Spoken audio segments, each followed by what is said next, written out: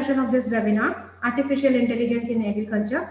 And for both of the technical session, we have with us our very distinguished speaker, Dr. Parth Pratim Roy. So before jumping straight to the topic, give me some time to introduce him. Dr. Parth is presently working as Associate Professor in the Department of Computer Science and Engineering, Indian Institute of Technology, IIT Roorkee. He received his master in 2006 and PhD in 2010 from Universitat Autónoma de Barcelona, Spain. He did his postdoctoral stay in France and Canada from 2010 to 2013. Dr. Roy gathered industrial experience while working in TCS and Samsung. In Samsung, he was a part leader of computer vision research team, and he is also a recipient of Best Student Award by International Conference on Document Analysis and Recognition, ICDAR, 2009, Spain. He has published more than 250 research papers in various international journals and conference proceedings.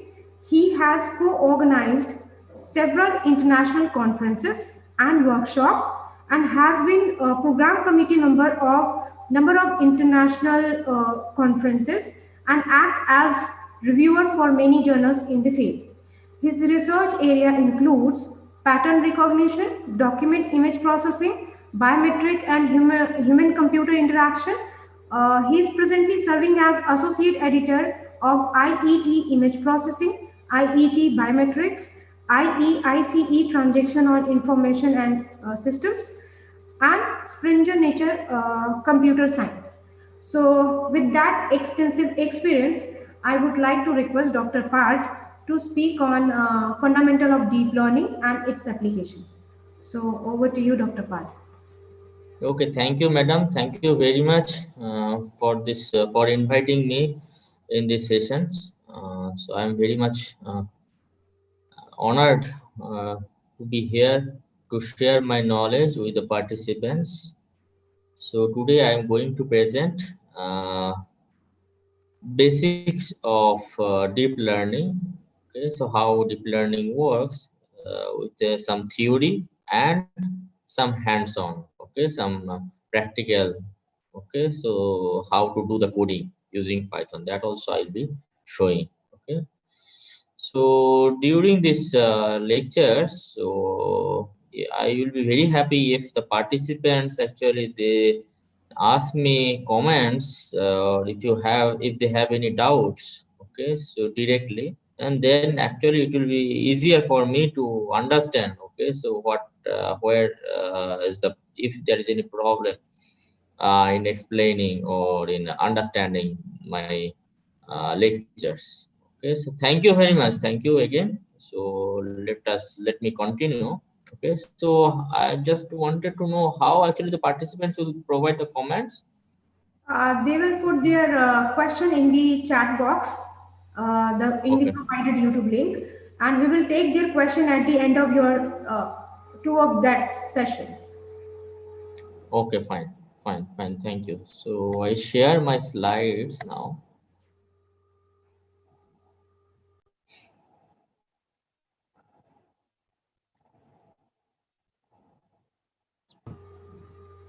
Yes. So is it visible? Yes. Perfect. Thank you.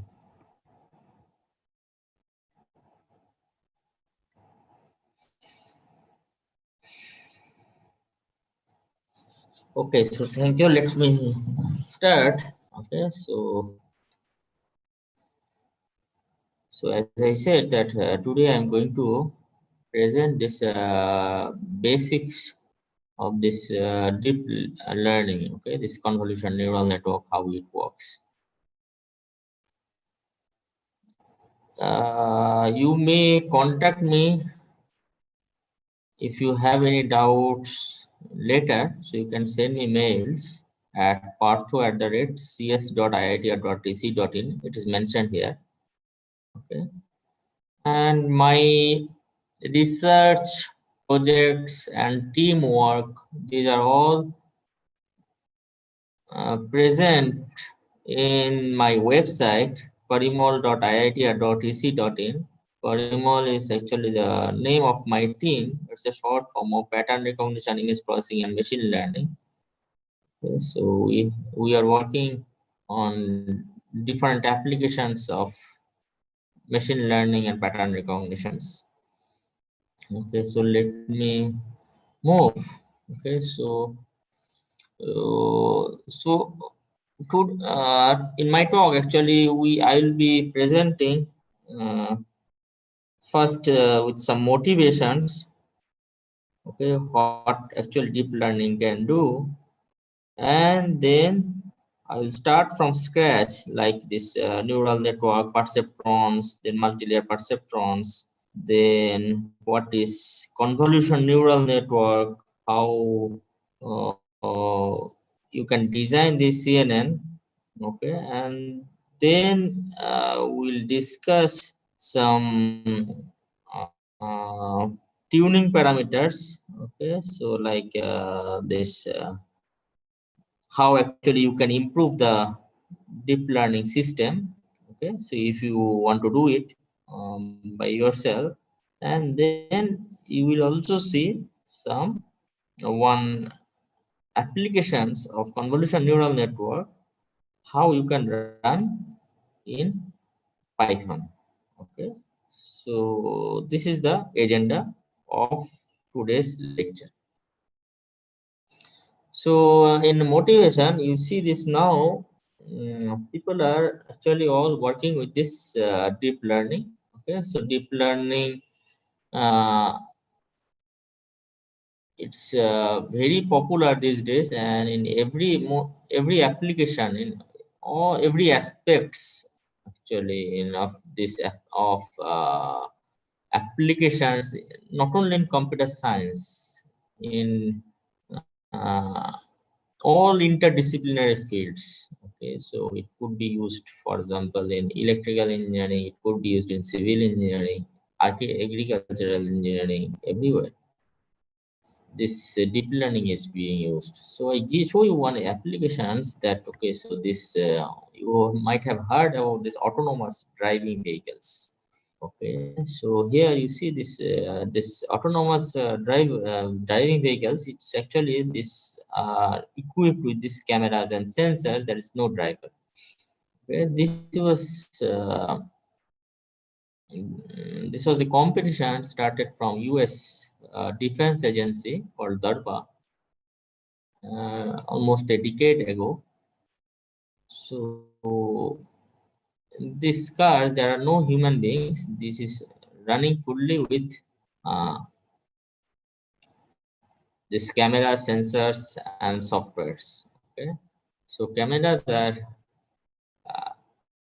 recording the videos outside the car, and then the software actually, that you can see, think of brain like human, so which is actually analyzing what to do, whether to move straight, left, right, or to stop.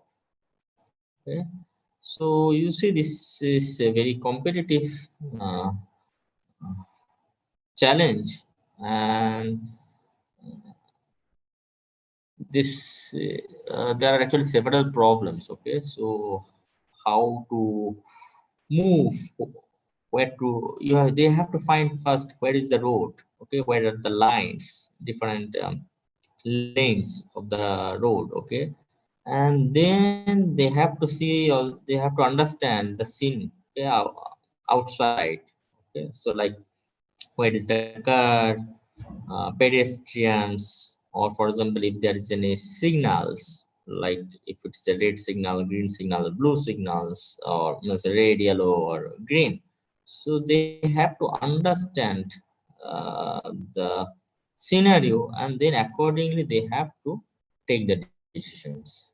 And this should be real time, and there should not be any safety problems. Okay, because it's running in uh, popular roads, so there might be a crowd. Okay, so there should not be any problem. And it's running in a different scenario, like this, for example, this daytime, it can run in a night time. okay, when there will be less illuminations. So these are the different challenges, okay, and they have to find the objects in different challenges, and then accordingly they have to take the decisions. So there are actually many problems. You see, these are the different challenges. Okay. Okay. So now this, because of this deep learning, okay, convolution neural network, recurrent neural network with this latest technology, actually this uh, is possible, okay, and there are many companies, they are actually running these kinds of autonomous driving vehicles. For example, in US, Western countries like Europe, and there are actually several companies like uh, fire car or pizza delivery car. So these are running without any drivers. So when a car actually, when a car, there is a camera, and if it sees the scene, okay, outdoor scene, so it will actually understand all the details. Now you see the state of the art of this image understanding. So given a photo, okay, your image recorded by this camera, so it understands where are the road, then sidewalk, trees, skies, buildings, okay, so pedestrians. So this actually it can understand in pixel levels. So that much precision it has now.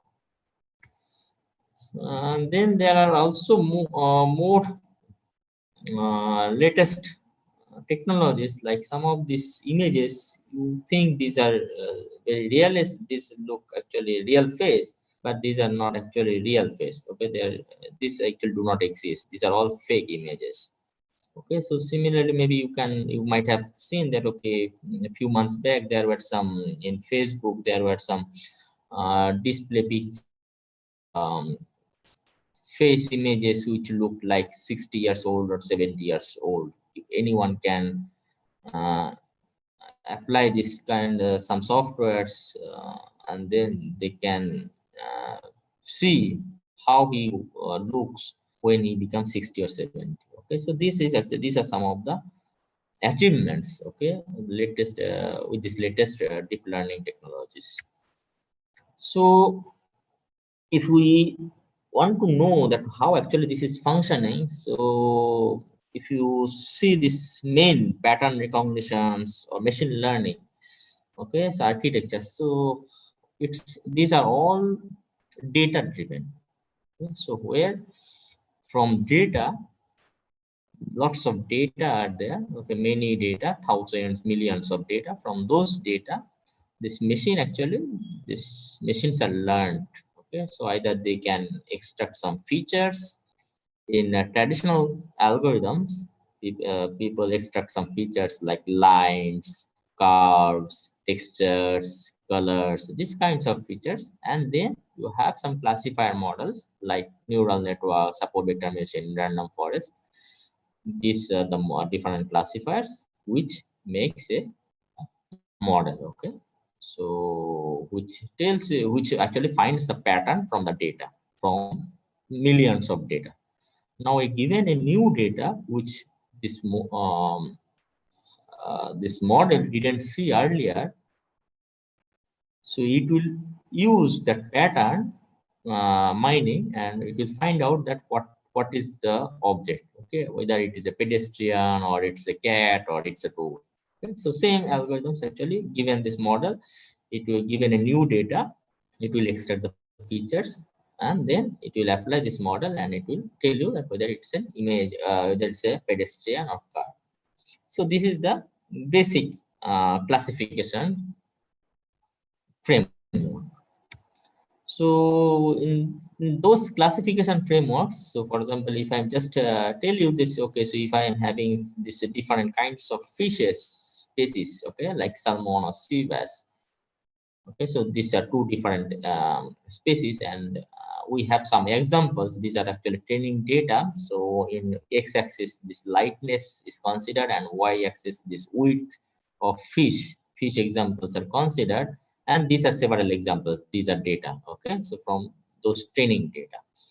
So this point means the one fish is having lightness of, for example, 1.7 and width is of 14.6 or something. Okay, so for every fish, this is the these are the features. Okay, lightness and width, and this red means these are the samples of sea bass, and this black means these are the samples of salmon. So usually this classification algorithm, this classification models, what do? They find a separator or decision boundary between these two categories. Okay, so that's actually the pattern mining. Okay, and then given a new data, it will try to understand that whether this new data, unknown data, is coming in this right side of the separator or in the left side of the separator. If the unknown data is in the right side, then it will say that it will decide that it is a sea bass, otherwise it will be salmon. Not always that this line will be always straight line, it could be curve as well. Okay, okay, it could be of multi-dimensional. But when actually we'll be discussing about neural network or multi-neural network, so perceptron in the neural network, this neuron, each neuron actually, they make a linear separator. Okay, each neuron actually makes a linear separator. But when you consider this decision tree, random forest, there actually this line may not be a straight line. So when we talk about this neural network, so that I was telling here that there are actually several classifiers models are there: neural network, support vector machines, random forest.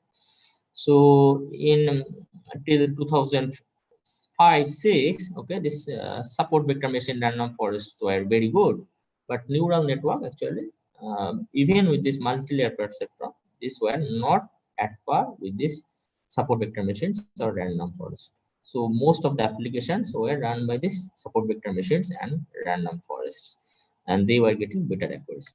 But when this deep learning came, so deep learning actually, it's an evolution of this multi-layer perceptron. These actually outperform those existing classifiers.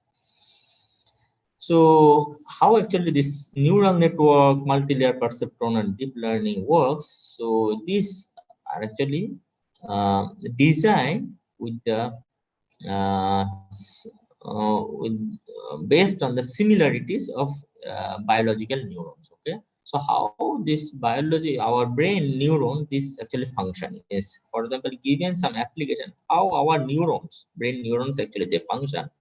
So their concepts, their processing algorithms are actually uh, considered to mimic an artificial neural network.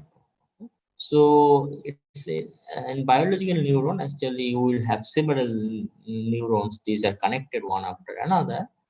And whereas in this artificial neural network, you will have this input features, and there could be some multiple layers.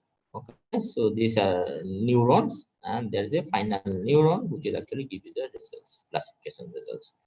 Here, these are also neurons. These are also connected. Okay, so these are the neurons. These are the input. Okay, that I will be discussing. So input means here could be, you can consider that it is like that I was saying that here it could be width and lightness. So you can consider this is a width and this is a lightness. So these are the features and these are the some neurons. Okay, so these neurons can come in multiple layers, and then finally this will be connected to an output layer to give you the results. So each neuron, okay, so in this neural network, each neuron actually it's a very simple. Okay,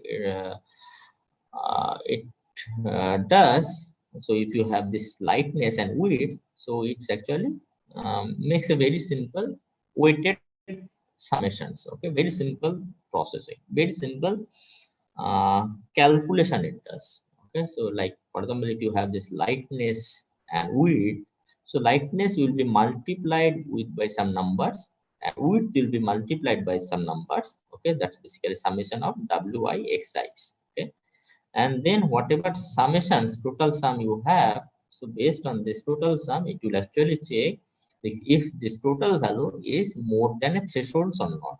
If the total value is more than, for example, 0.6, okay, more than a threshold, greater than 0.5, then it will say that okay, it is of salmon.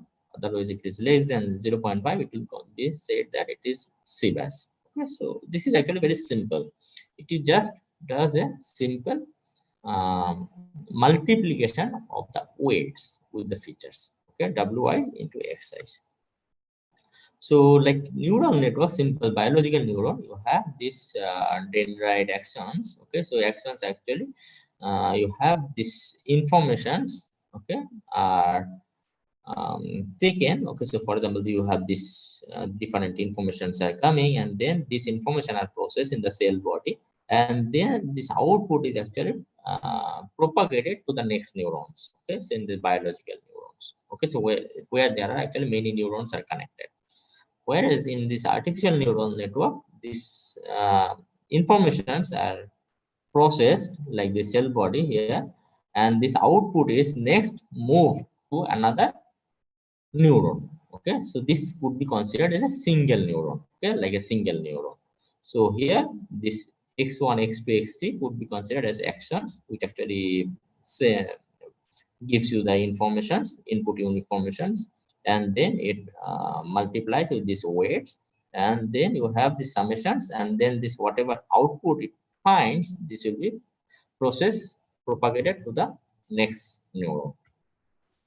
So in neural perceptron, neural network or single neuron, if we consider, then actually if we want to process the same operations like salmon and sea bass, if you have only this width and lightness, these two features, so what it will do, it will actually try to find this wi xs. Like I will find one value of w1, which actually multiplies with this lightness, and another w2, which will be multiplied with this width, and then I will see that with which combination this total value actually is always greater than 0.5. Okay, so if I'm just finding this by trial and error, okay, or by permutation and combination, what is the weight value w wise? Okay, what is the value of w1 and w2, such that if I multiply w1 with this width and w2 with the lightness, so always for sea bass the value will be more than 0.5, and for salmon always the value will be less than 0.5. Okay, so that's what I'm doing. So how actually it will be done in perceptron? So it is actually you start with some random values of weights, okay, 0.2, 0.3, anything, and then those data will be multiplied, okay, with this input data, okay, and then we see that what is the output. For example, initially we have one input like with the 0 point, with is 4 and lightness is 1.2, and then we whatever we consider w1 and w2 will just multiply, and we'll see that what is the output we are getting. Okay, so this output should be matched, means whatever is the with the ground truth. If the in the example, training example, that input is for salmon, and in the out and the with this experiment, okay, when we multiply we are also getting salmon. That means we do not have any error. That means whatever weights we have considered, these are perfect. If there is an error, if input is salmon and we are getting sea bass, means our result is not correct, then we need to modify the weights. Okay, we have to change the weights. wi we need to change, modify. w1 we need to modify, w2 we need to modify. We need to do this again and again, okay, several times in a loop. Okay, so what we are doing, so we have to find the output. If we are getting the same correct results, then we do not need to change. If we do not receive correct results, we need to modify the weights, and then we have to do it again and again. Okay, so this weight update formula is very simple. So it's basically for every weight, so we are modifying with this simple formula. The formula is whatever initially this initialized the weights were initialized with some random values initially, and then if the values are correct, for example, if d was 1 and we are y equal to 0, that means if it was salmon and y is you are receiving C base, that means there is an error. So you will be changing, okay, with +1. If D and Y both are same, that means D is salmon, Y is salmon, that means they do not need to modify. If D is salmon, Y is sea bass, or D is sea bass and Y is salmon, then you need to modify. Okay, that means it will be +1, 0, or -1. And then you have to multiply with this input value, either lightness or width, whatever information you have. So every weights actually it will be modified. So let's see an example. So initially, let's consider that W1 was initial as 0.75 and X1 was 0.35, like this lightness or width, whatever, and dr minus yr equal to -1. If we have this example and eta is learning rate as 0.2, then in the next step, this W1 t plus 1 it will be modified like dr minus yr equal to -1. If it happens, so it will be W similar. It's just formula 0.75 plus 0.2 into -1 into 0. So next time this W will be modified to 0.68. So like this, actually, it is modified. So if you see the curve, okay, graph of this error surface, so when we have this W1 as 0.75, we were getting some error. And then we are actually modifying this weight such that the error is less. Okay, so like this, actually, this perceptron training is done. So in our problem, so if you have this x1 and x2, okay, x1 may be considered as uh, width and x2 is lightness, and these are the data. So we want to find a separator, okay, a line which actually separates these examples. So these lines actually, if you see this two-dimensional space, so you can consider that x1 x1 with the W1, maybe W1 is actually the weight 0.6 and x2 is the lightness, and I'm using 0 minus 0.4 and b equal to minus 0.15. This is a bias. So these three parameters, if I am having, so I'm actually finding a line. Okay, this line is actually a very one of the possible solution of this data. Okay. So if it is in a two-dimensional space, I am having basically these three parameters W1, W2, and B. Okay. So now how actually I will be choosing this 0.6, 0. So I'm starting with some random values, maybe W1 as 0, W2 as 0, B as 0. And then every time actually I'm adjusting like this. Okay. So this W, every values will be W of, will be adjusted. And finally, you will get the solution with this one. Okay, which is this line. And now a given data, a new data comes, this actually you will say that you just multiply. If you have a new data where you know this x1 is for example 0.2 and x2 is minus 0.5, you just multiply, and then you will see that whatever uh, if the data is right side or left side of the line, and accordingly you get the decision. So in perceptron, actually it's very simple. When the data are can be classified in two categories, okay, and by a simple line, then it is easy. But when the in the some applications, your data points are not arranged in such a simple way, okay, then actually you cannot use this perceptron. Okay, so for example, this application, you have this data, there are basically two data, for example some monoCVS. So say one class data will be in different pockets, okay, like this different parts. Then you cannot use a simple line. A single line cannot be used for this kinds of classification. So there you require a multi-layer perceptron. Okay, single perceptron is not able to solve. So multi-layer perceptron, actually this single perceptron, this single here you have this lightness and width. So initially we used a single neuron to classify. Okay, it's just multiplying with this W1 and W2 we wanted to do. But when this data is complex, so you cannot actually do it in a single neuron.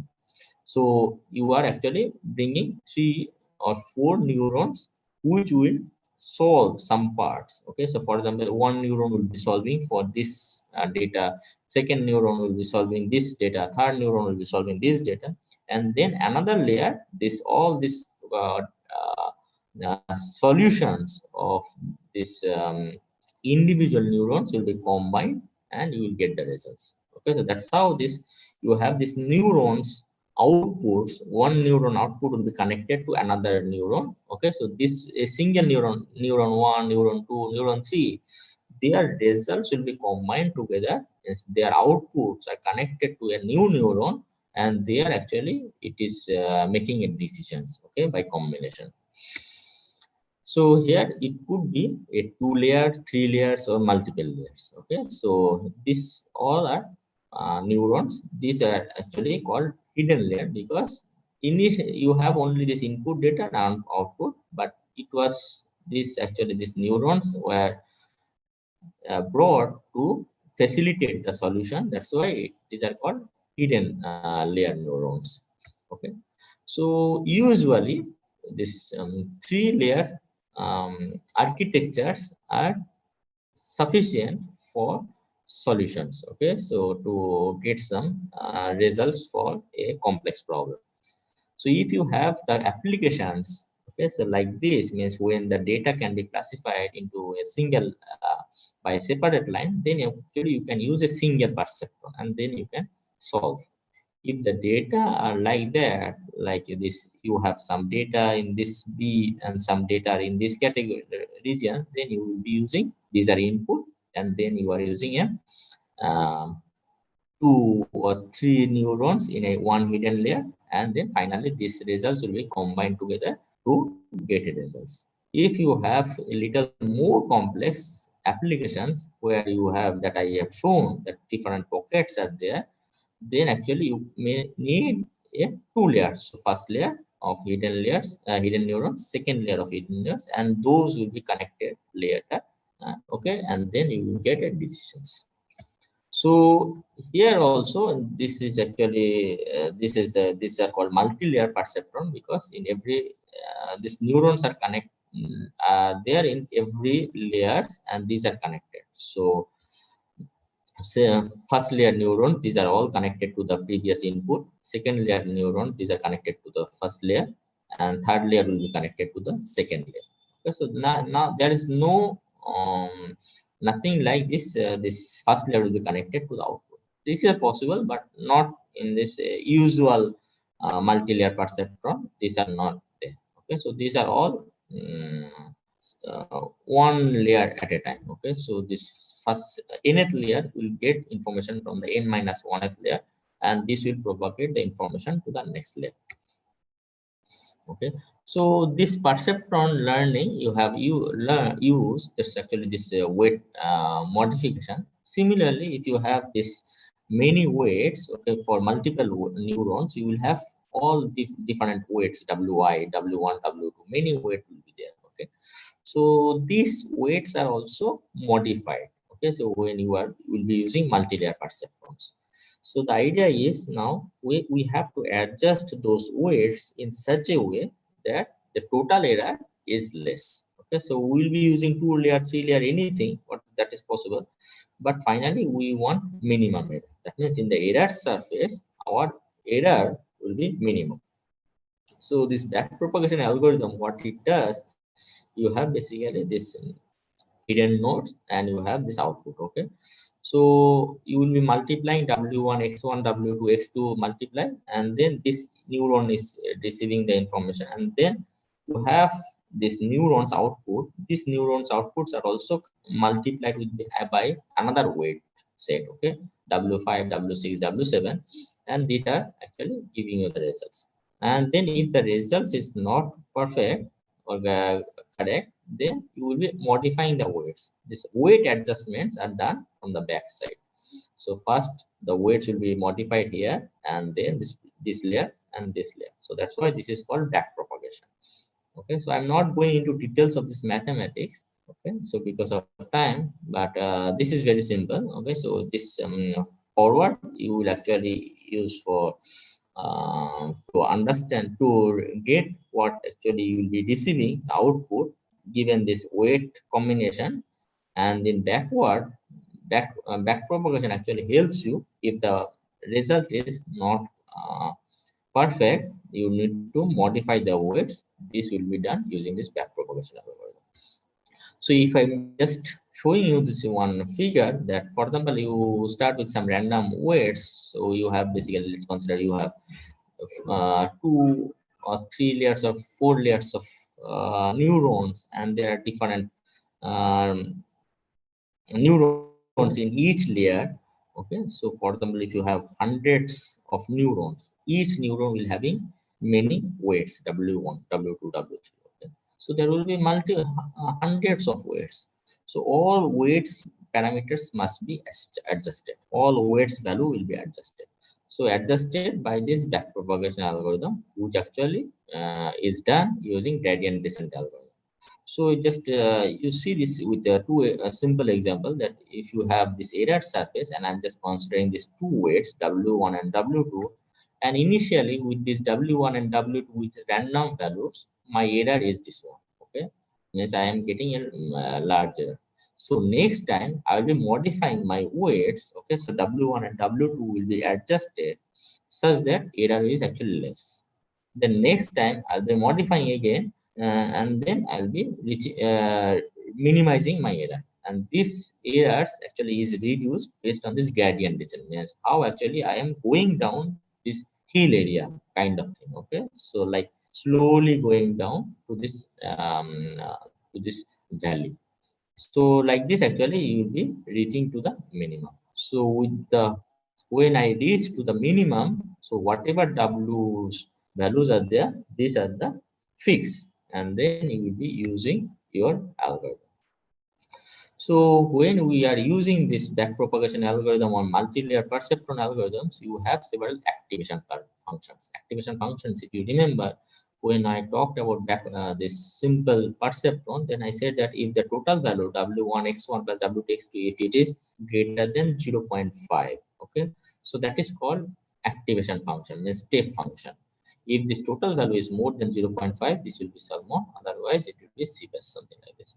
So that's actually activation function. When we'll be using this back propagation algorithm, okay, like multi-layer perceptron algorithm, there we cannot use this kind of step function because we need to use this gradient descent. Okay, this gradient descent operation, it requires derivatives. So because of these derivative operations and this gradient operation, these step functions we cannot use.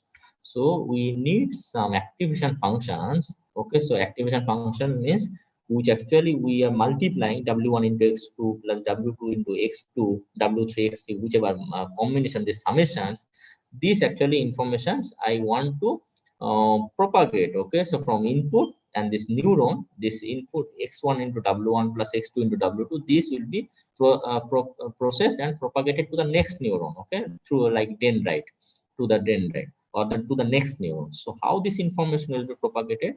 These are actually, there are possibilities like sigmoid, tanh, relu. These are the different functions by which actually this information are processed. For example, if sigmoid is, if you have this W1 x1 plus W2 x2, this whatever summations you have, so you are using, if you are using a sigmoid function, so this information, the total sum, it will be always squeezed from 0 to 1. If you are using tanh function, it will be squeezed to -1 to 1.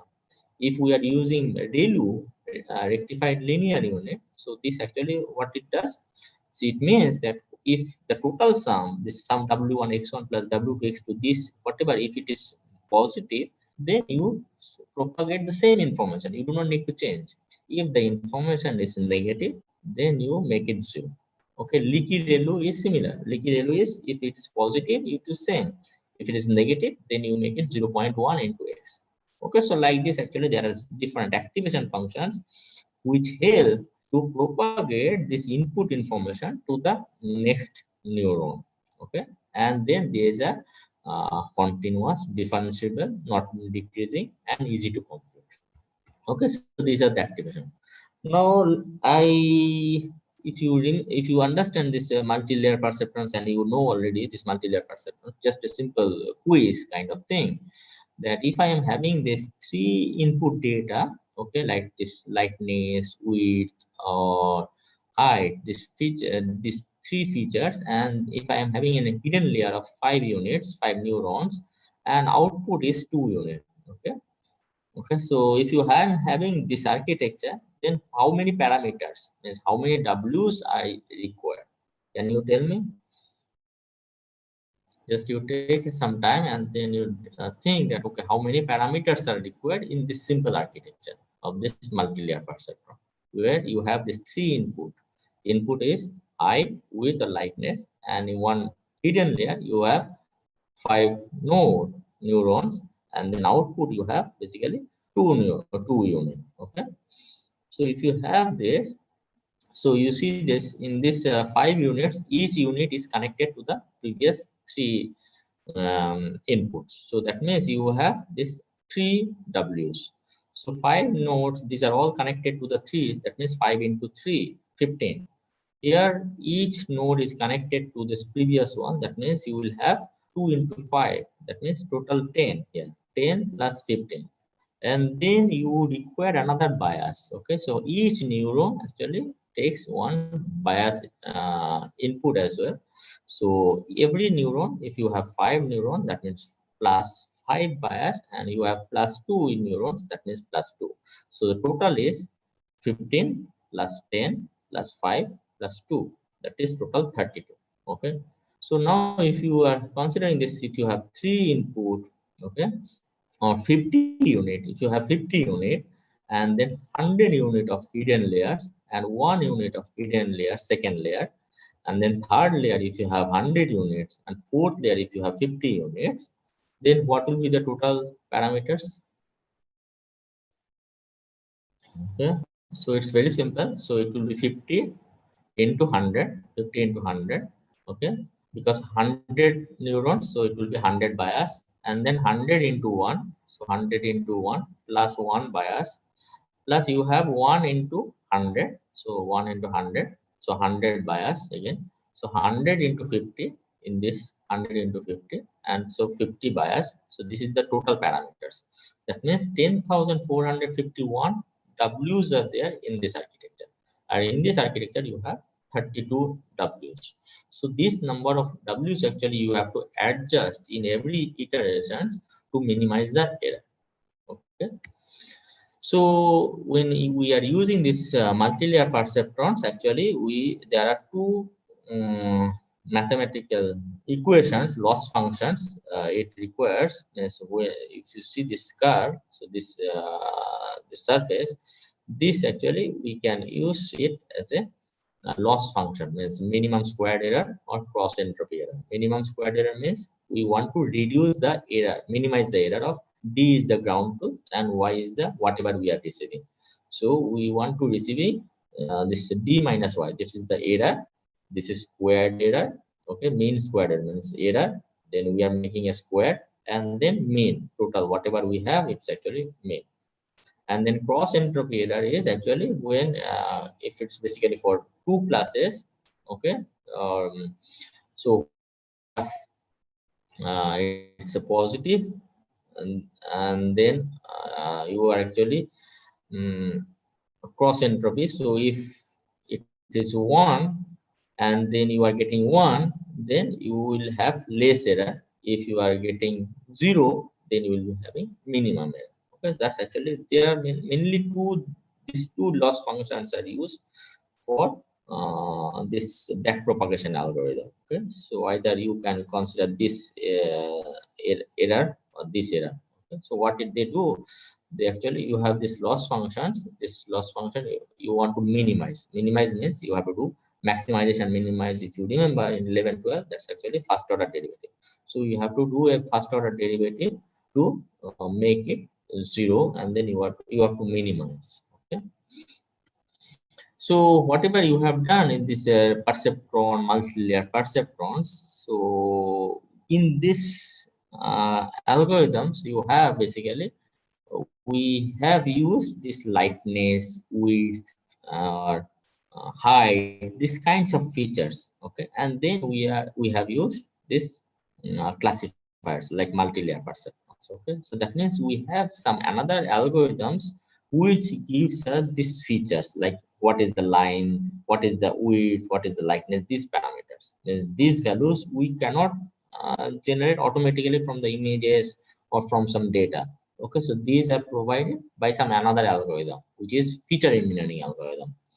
So before this deep learning era, actually we had this hand designed feature extractions or called handcrafted feature extraction algorithm, and there is another machine learning algorithm. So handcrafted feature extraction algorithm, there are several feature algorithms like edges, Gabor filter, wavelet, texture features, HOG, LPB, shift, sub, these kinds of many feature algorithms.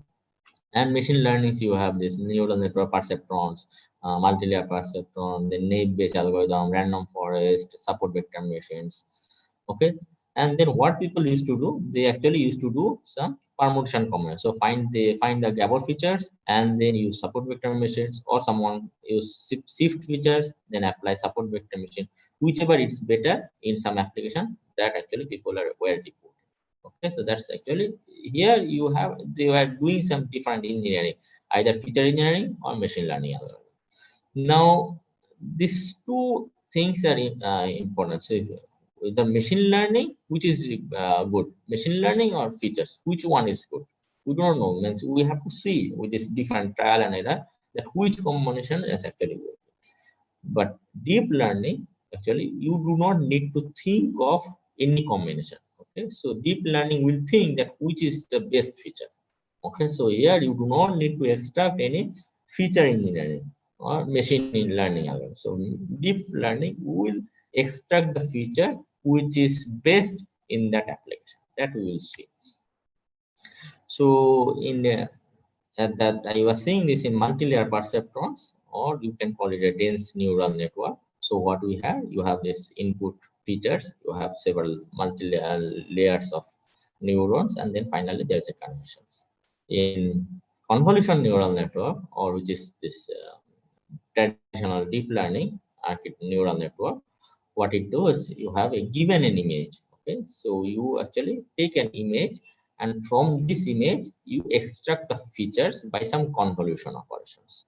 Okay, so this part you extract some features, and those feature engineering, actually it is done by machine itself. We are not doing anything, we are not extracting height, width, likeness.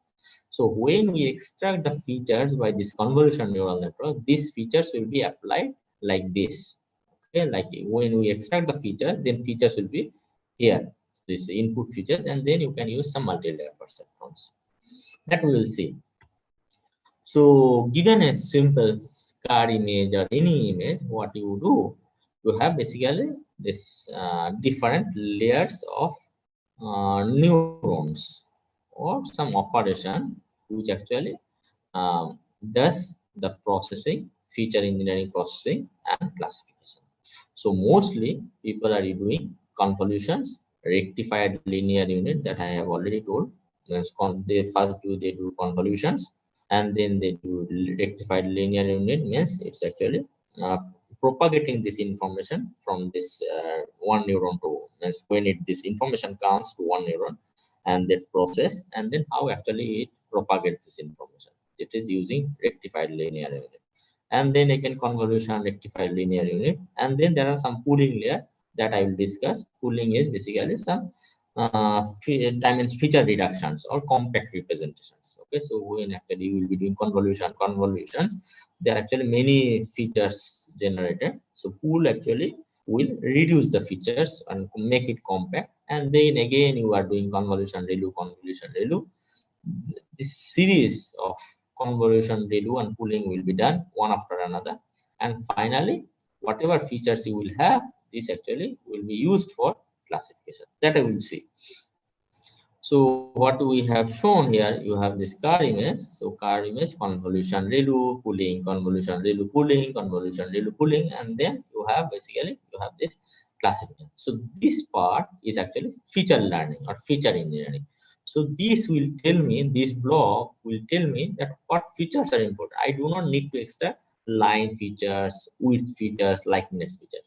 This block will extract the features which is important in this applications.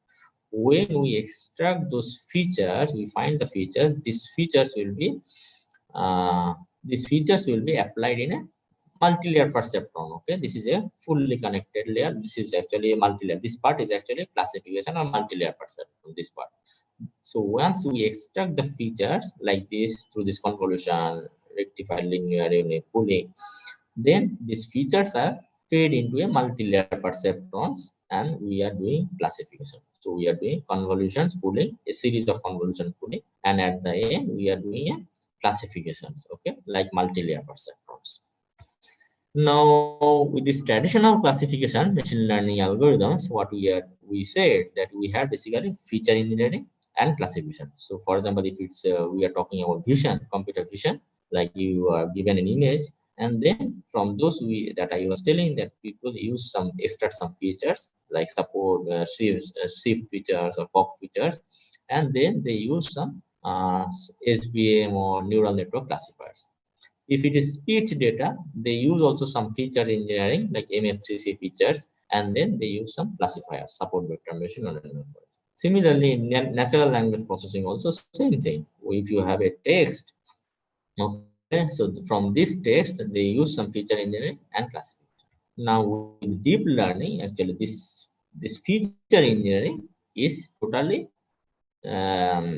removed. Instead of that, there is actually a convolutions operation, convolution and pooling, rectified linear activation and pooling operation, which will extract features hierarchically. So it will find the features from the images. Okay, this very low level features initially. It's actually hierarchical features.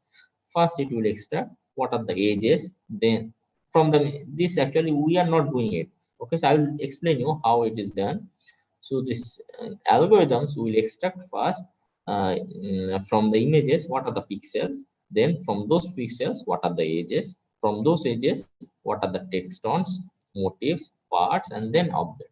Similarly, for speech data, sample, spectral band, format, motif, phone, word. Okay, so these actually will be extracting the features in a hierarchically from low level to higher level features, and then finally it will do a classification. So if I'm just considering this image, car image, so it will extract first this pixel, then edge level, then text on level, okay, then part level, and then finally car level. So if you see this low level features will be like these features will be like this lines or door pixels. Okay, here in this mid level features it will be like circular or corners, these kinds of features, and at the end actually it will be different parts. Okay, so where are the wheels or this uh, body or this side, okay, these kinds of features will be extracted, and then finally it will classify. So yeah, do you have any questions now till now? Any questions? Sir, we do not have right now any question, so you can continue your lecture right now. Okay, fine. Okay, thank you. So we have this now image convolutions. Okay, so we were talking about this. You have this in this CNN, typical convolutional deep learning. You have basically this what we have missed. Actually, whatever we have discussed, this multi-layer perceptron. That is the first last one. Okay, this is how actually this classification is done. So these parts we didn't discuss. We have discussed only rectified linear unit, this activation function. We didn't discuss about how this convolution is done and what is pooling. So we need to discuss. We need to know that what is convolution and pooling. So convolution is, if you know this convolution, okay, convolution is actually given an image. So you have a kernel or filter. Okay, so for example, if I'm just considering this -101 or -101 -101, this kernel if I use for convolution throughout this image, so I will be getting a output like this. Okay, so for example, if I'm multiplying these parts here, okay, so what we'll find, it's actually, it will multiply.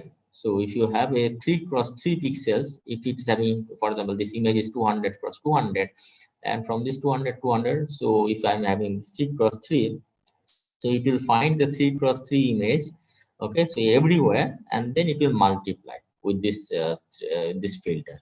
And then from if it applies, okay, so you'll see that it will actually extract the uh, vertical features, vertical lines. Okay, so that's actually this convolution operation. Okay? So it will extract the uh, vertical lines throughout these images. Okay, once we apply this convolution operations throughout this image, in this image, when we apply some, for example, this other edge detectors, okay, so similar kind of filters, for example, this sharpening operations, blurring operations, these are actually different filters. Okay, so if I'm applying, for example, -1 -1 -1, and then you have this central, you have this 8, and then if you apply using these convolutions throughout the image, you will be getting actually these kinds of edges. Okay, all these edges you will find. If you apply this 5 -1 this 0 0, it will actually sharpen the image. If I am applying this 1 1 throughout this image, it's actually blurring, it's smoothing the image. Now you see this, actually these filters are being applied traditionally for image processing task or feature extraction task. Okay, so for example, I wanted to extract some features like lines. So what I used to do, I used to do some edge detections like with this convolution, and I used to get this. If I wanted to have some smoothing, so I wanted to do that. Okay, so these kernels matrix are designed by me or scientists. Okay, so what kind of matrix I will need, which will actually convolve throughout this image, and it will give me this blurring effect. But how this matrix will be designed if this computer wants to do it?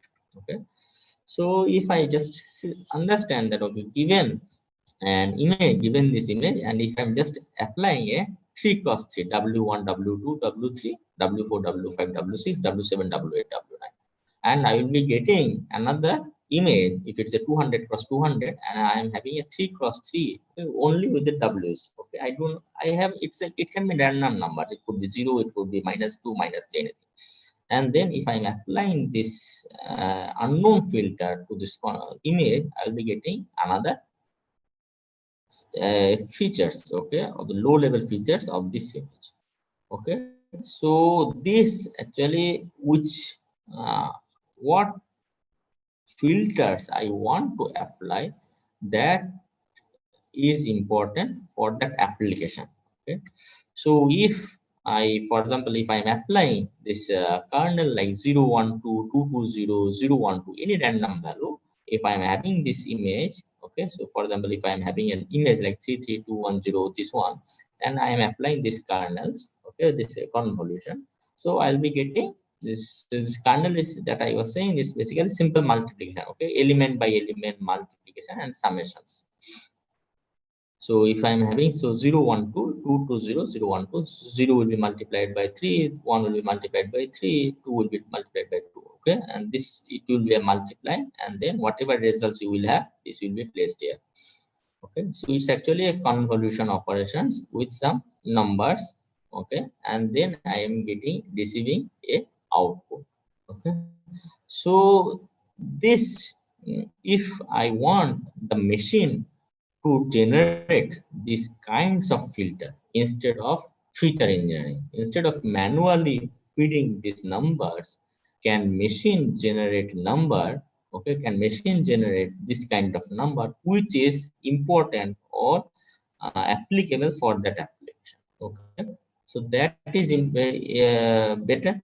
So that I want to use. Okay, so instead of this designing of these numbers given by these numbers -1 -2, what I will do, I'll just place a 3 cross 3 numbers. Okay, so randomly W1, W2, W3, W1 to W9, and this W1 to W9 will be first initialized with some random value, and then with every iterations these numbers, these W's will be modified like this multi-layer perceptrons. So these W's will be modified in such a way that my error will be less. That means I will be modifying my filters in every iteration so that I will be getting a better features. Okay, so maybe I'll be starting with this filter, and I will see that when I apply this filter, maybe this output is not good. So I'll be modifying all the values of these 9 values. I'll be modifying with some values. Okay, and then I will apply again with this convolution with this image, and then I will see that what is the output, whether this output is correct or not. If the pitch means the this information whatever I receive after this convolution, it is correct or not. If it is not correct, then I need to modify again this kernel. Okay, so this kernel, this numbers, okay, these numbers I want to modify. This will be modified by this machine. Okay, it's not by human. So that's actually convolution here. Okay, so what we do, if you have, for example, 200 cross 200 image, now just forget about cross 3, just consider this. If you have 200 cross 200 image, and I am applying a 3 cross 3 filter.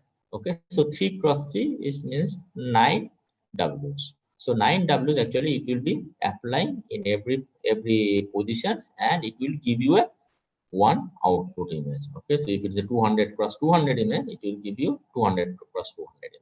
Okay, now if it is actually not a single layer, maybe when we acquire the image, it will be 3 channels. Okay, RGB.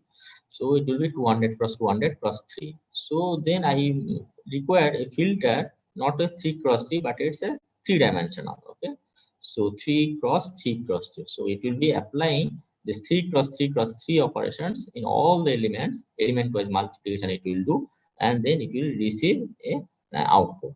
Okay, so that's a one features.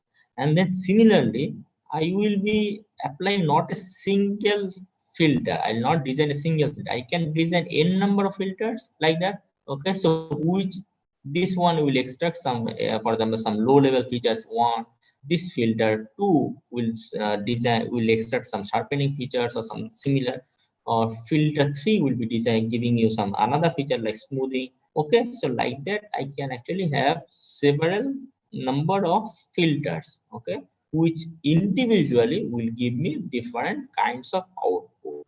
Okay, so these are called if you are having this 3 cross 3 cross 3, this is a filter. And then if I'm having, for example, I want to get n number of feature maps, different features. So that actually I will be applying. So if I want to apply 32 or 60 feature maps, okay, 60 feature maps means 60 I'll be getting 60 different images. Okay, so first image I'll be applying, if I am applying 3 cross 3 cross 3, okay, with this 200 cross 200 cross 3, I'll be getting one output.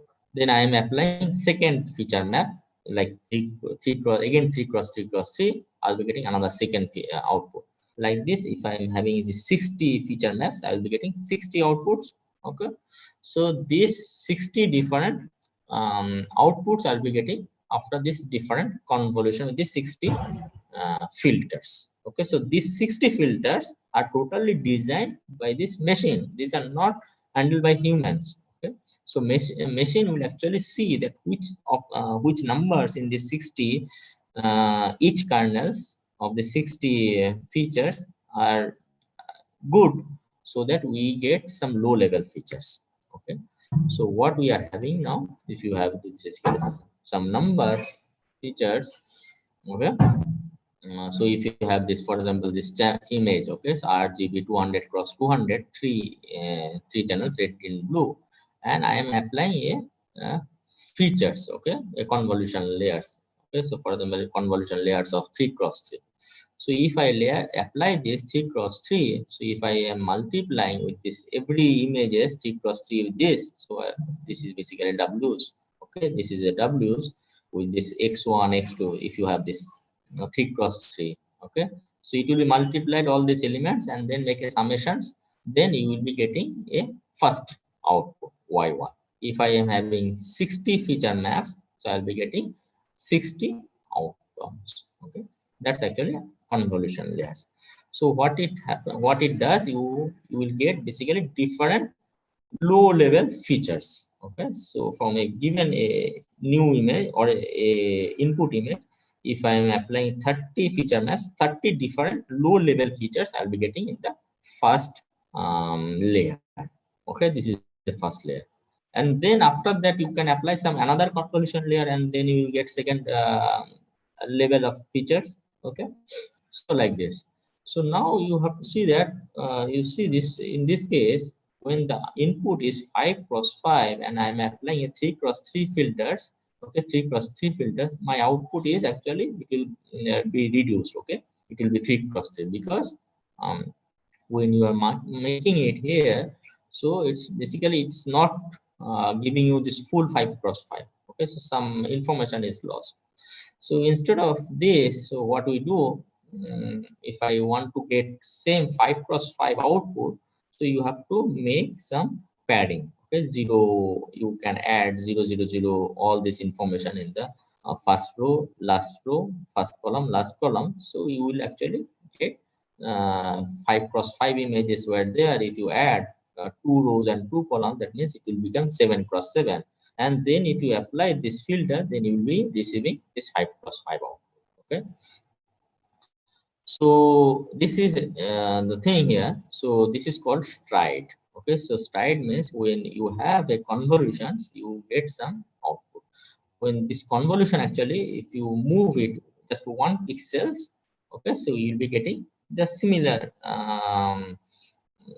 this if you have this convolution just 5 cross 5 to 3 cross 3 without any padding like zeros, so it's actually reducing. Okay, you are getting less information in the output. When we are actually using the striding, means if instead of this every pixels I move, I can move by 2 pixels or I can move by 3 pixels of this convolutions. Okay, so when actually this is called stride, means I'm just display the displacement of this convolution will be 2 or 3. So in that case, your output size will also be reduced. Okay, so if the input size is, for example, W1, H1, and D1, okay, so then output W2 will be actually W1 minus F. F means if it's a 3 feature filter size, if it's 3 cross 3 or 5 cross 5, so that actually it will be reduced. So in here in your examples, so initially 5 input height and width was 5 cross 5.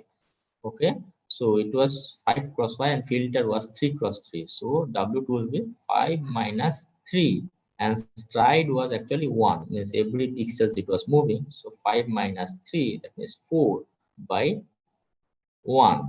Okay, 4 by 1 is 4. Okay, so 4 plus 1.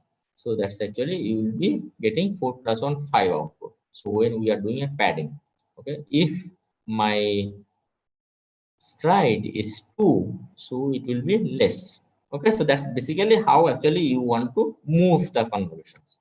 So in short, what I wanted to say, this given an image, I am having a filter which is applied in different position of this image, and in every positions I am actually making a element by multiplications of these filters, and I'm getting an output. Okay, for each filter I will be getting a one output. If I am having n number of feature maps, I will be getting n number of outputs. Okay, that's convolutions. So and then another module actually we missed, that's actually pooling layer. Pooling layer, it's a kind of summations or aggregations. Okay, so when we will try to use this kinds of many convolution layers, you will see that number of layers means when actually you have applied 10 feature maps. Okay, that means your image informations are actually huge. Okay, so processing these kinds of weights or parameters are actually, it will take time. So what we need to reduce or make the values compact. So there's actually a pooling layer which will reduce the dimension. So given a 220, 224 or 224 by image, it will actually reduce it to half or maybe 1/4. Okay, it will make the size smaller. So for example, if you have this image, like here you have this 4 by 4 image, 1, 1, 1, 5, 6, these elements, and you are applying a 2 cross 2 filters. Okay, 2 cross 2 filters with stride 2. That means you are applying a 2 cross 2 filter, and it will be a max pooling. Max pooling, what it will do, it will actually take a here 2 cross 2 and then find out which is the maximum. So maximum element is 6, it will come in. Then it will stride it to 2. That means it will shift 2 pixels, and here if it comes, it will find the maximum element, that is 8. So it will place 8. Then it will come here. It will be the maximum element is 3. So here. Then it will move 2 pixels. Then the maximum element is 4. That is 4. This is the pooling layer, which actually only does the image transformation and reduces the parameters. Okay, we'll see now how actually it works with the examples. And then at the end, what you are doing, we have actually different outputs.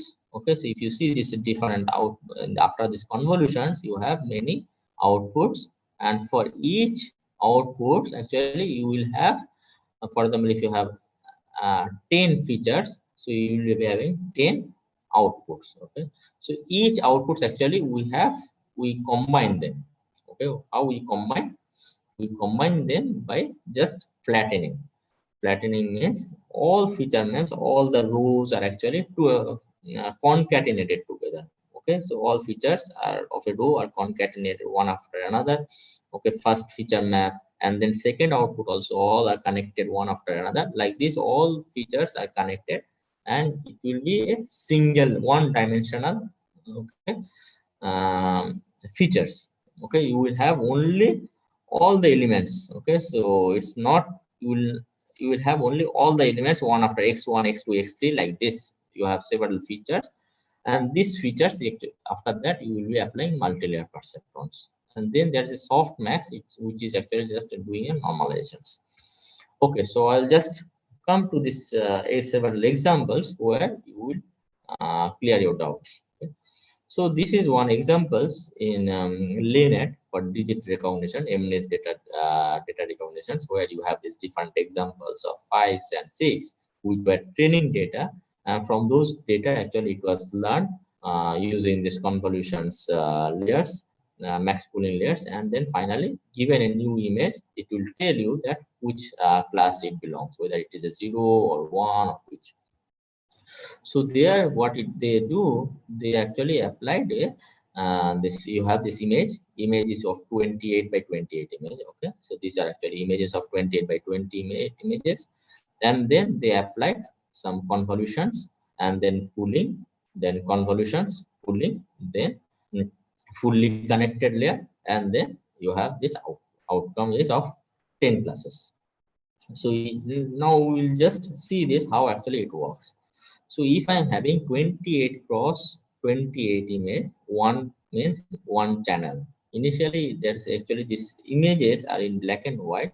That's why it is a gray. Okay, single channel. If it was red, green, blue, 3 channels, it would be 3. So input is 28 cross 28 cross 1, and then convolution it does 5 cross 5. Okay, so I am having a 5 cross 5 filter. Okay, so 5 cross 5 filter I have applied, okay, with some padding, and then so what will happen, so I'll be getting a with zero padding, I'll be getting a 28 cross 28 filter output. And then if I'm having applying 32 filters, so each filter actually will give me a 28 cross 28 images. So 32 filters will be giving 32 images, 32 outputs. So 32, so the size now is 28 by 28 into 32. Now if I'm applying pooling 2 cross 2 cross 2, this is maximum pooling that I said. So the images will be reduced to just 14 cross 14. Okay, so the number of images will be same. The volume, the depth will be same. Okay, so the number of 32 will be same. So the size is actually is reduced to 14 cross 14 that I have said here. in this convolution here, this max pooling. So if you have 4 cross 4, this is actually became 2 cross 2. If it was 8 cross 8, it is 4 cross 4. If it is 224 to cross 224 cross 64, it will become 112 cross 112 cross 64, just half. Okay, so I am doing a pooling, so it will be 14 cross 14 into 32. Now, if I am applying 5 cross 5, okay, um, uh, 5 cross 5 uh, convolutions. Okay, so then what will happen with this? It will be the same because padding is 2. So if I'm applying padding 2, which is the output will be of same 14 cross 14, and then 64 filters. So the volume will be 64, means 64 images. Then again pooling of 2 cross 2. So I'll be actually reducing this 7 cross 7 cross 64. Okay, so this is the my final. And then after that, flattening features. That means if you, it's a 7 cross 7 into 64.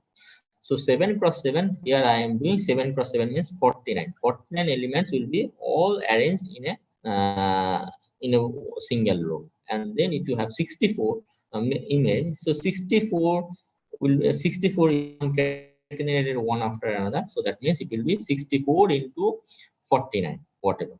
So this number now later it is, this is the features. This actually move to a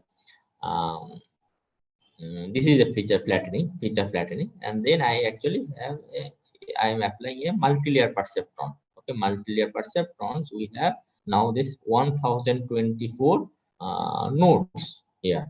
Okay, this is the 1024 nodes, and then you have now another 1024 nodes. Okay, and then finally you have this. This is a one first layer. This is actually the classification. This is the feature engineering. So from feature engineering, we have received 49 into 64 features. This 49 into 64 features now is passed through this multi-layer perceptrons with 1024 nodes in the first layer, and second node 1024 nodes as a second layer, and then I am receiving in third layer as output as 10 plus. Okay, either 0 1 2 3 4 9. Okay, then you will get the results. So now similar architectures like with the VGGNet. Okay, so there are actually many existing architectures: VGGNet, AlexNet, ResNet. There are several architectures in deep learning, so they are also similar. Okay, so if you have this 200 cross 200 cross 24 cross 3, okay, so what they do? So you just see this. First, they are applying, for example, 64 um, filters, 64 filters of 3 cross 3 convolutions. So it will be 200 cross 24, 224 into 64. And then you are applying convolution, then max pooling, fully connected. So convolutions, you are applying this 200 cross 24, 224, 64. And then you apply some max pooling. So if you are doing a max pooling, it will be reduced to 112 into 112. Okay, so it will be just half. And then one, so you have, it will be 64 again here, but after that actually it applies this convolution with this 128 filters. So the size, the volume will be 128, and then you are applying max pooling, so it will be 56 56, and then 256. So like that actually it is reducing and the volume is increasing. Means volume is the number of feature layers are increasing. So finally, it's finding 7 cross 7 into 512. This is the features at the end. After feature engineering, with this convolution layers, you are having actually 7 cross 7, 49 into 512. This is the feature maps. And then with this, we apply this multi-layer perceptron first with this 440,000 4096 neurons in the first layer, and then second neuron as 1000. Okay, nodes. Okay, this is the 1000 class levels. Okay, 1000, the class, the image, it's an image net, so 1000 different classes are there. So at the end you are having 1000 nodes, neurons. So in the the previous one is 4096 nodes in the previous layers as the neurons. Okay, in the hidden layer. So like this, if you have this, so this is the BGN net. Okay, so CNNs have changed the way computer vision research done. So now almost all CO computer vision state of the art actually are deep learning. So we'll see this actually later. If you find out that that I have already explained, this all this machine learning, deep learning, it requires lots of data. Okay, so because these are all data driven, if the data is good, you get good results. If the data is not so good, your results will not be good. So you need to actually do feature machine this engineering with the data, how to increase the data. So there are also different data sets like MS COCO data sets, places data sets, visual genome data sets, sports data sets, VQ, visual question answering, different data sets are there. Okay? So now I'm actually showing you one examples, okay, how actually you can run this deep learning with this CIFAR 10 data sets, where you have basically 10 classes.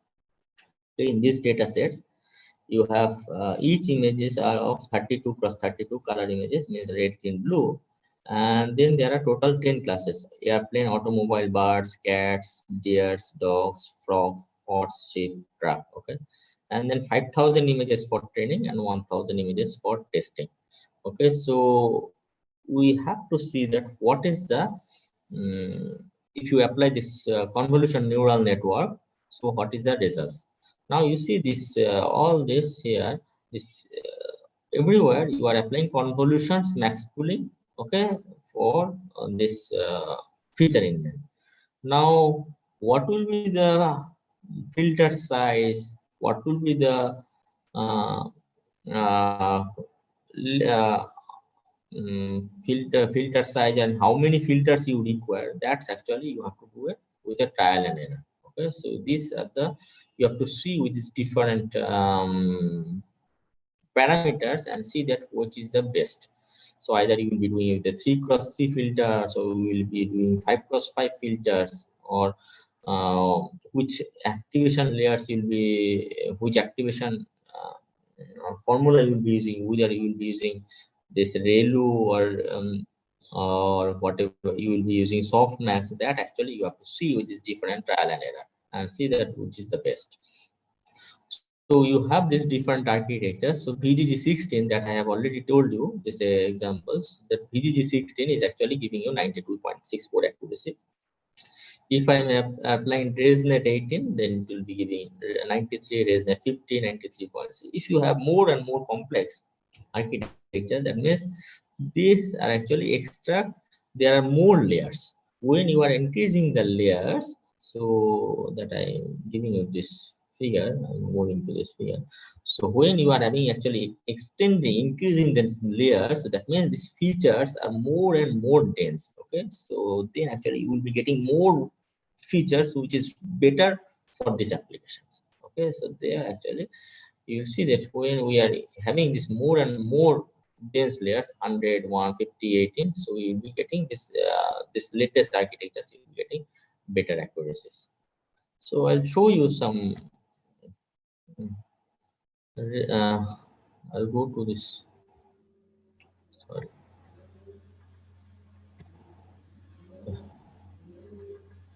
Yeah, if you have some doubts you can tell me, otherwise I can go to the uh, code and show you that how it actually it works. Any doubts till now? There are no question from participant side, Dr. Park. I just have one Okay. query. Uh, as you have explained, MSc and cross entropy as a loss function of neural network. So, why we need that cross entropy, and what is the motive behind seeing that cross entropy when we already have MSc of that particular structure? Okay, so actually there are actually different loss functions are used for backpropagation algorithm. Okay, so if I'm going to this,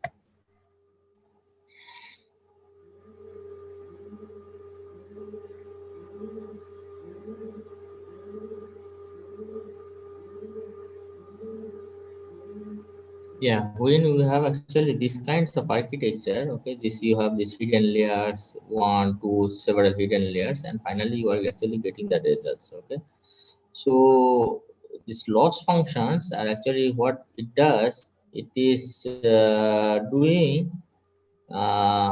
it tries to reduce the error. Okay, so for example, you have ground truth is, for example, this airplane, and you are receiving horse.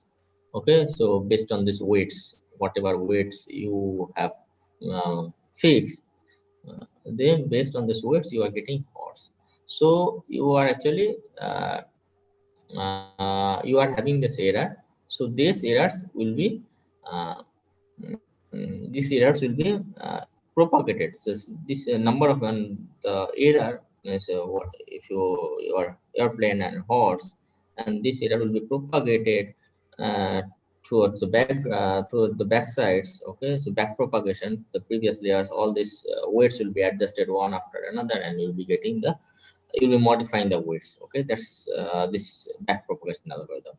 And then in this backpropagation algorithm, these two algorithms are used. One is mean square error, another is cross entropy error. Mean square error is more general, and it could be used not only for classification, and it also be used for regression algorithms. Okay, so for example, if you want to apply, for example, flat price, or for example this weather forecast. Okay, so this regression algorithms also you can use this minimum squared error. Okay, so where for example this tomorrow's weather is 2 days weather is 34 degree, and you are predicting as 29 or 31. Okay, so this kinds of analysis, this error, this actually could be used in this mean squared error, this formula.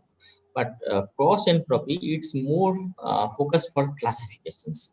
So classification means when I have one categories. Okay, so I have one categories like this aeroplane. If I'm receiving aeroplane, then my my error will be less. If I'm receiving horse, will be large.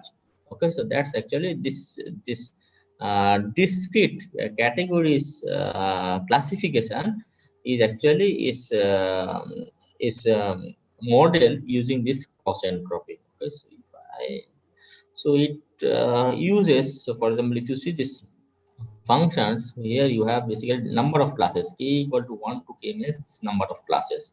If you are having 10 classes, for each class it tries to find the error. So for example, you are predicting aeroplane, and it's actually, if the actual class is aeroplane and you are predicting as horse, so for each class it will find out whether you are predicting airplane or horse. Okay, so for every nodes actually it's predicting the error, or it's finding the distance. Okay, and based on this it's modifying these errors. So it's more on this classifications category wise. Okay. Okay, so either I it got is your point. yes or I no. think When it is regressions, there is nothing like categorization. So whatever you are having, so just finding the difference, and it is just modifying all the weights one after another. okay. It is Is basically it related useful? to that true positive, true negative, and false positive, false negative cases, right? Yes, yes, same, Okay. similar, exactly. Yes, exactly, similar. Got your point. I Thank have one. I have one slide, so I'll just tell you. Just let me see.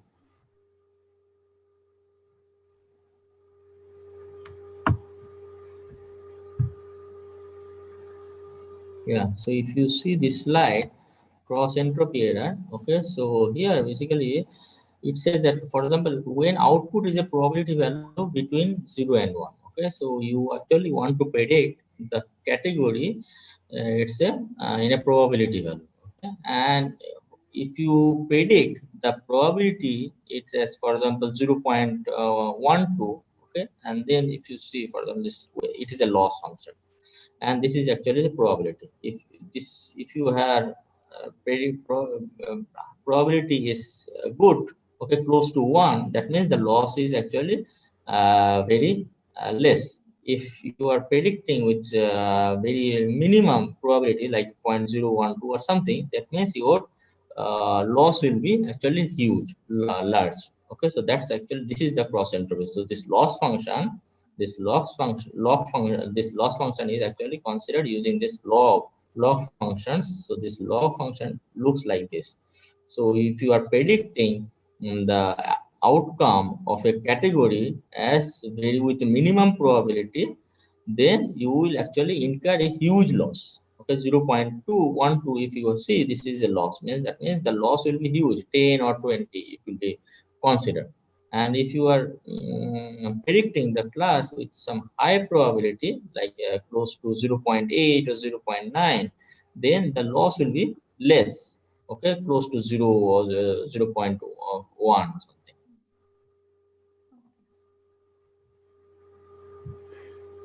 Okay, so this cross entropy has nothing to do with machine learning regression. The role of this entropy comes only with machine learning classification. Yes, cross entropy here, it's only for classification, it's not for regressions. Hmm.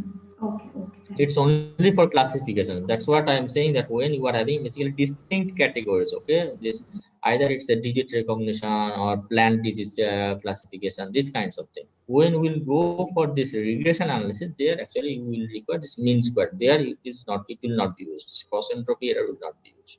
you. Okay, okay, thank you. Any other comments? Uh, Not now, Dr. Park. You can proceed your session now.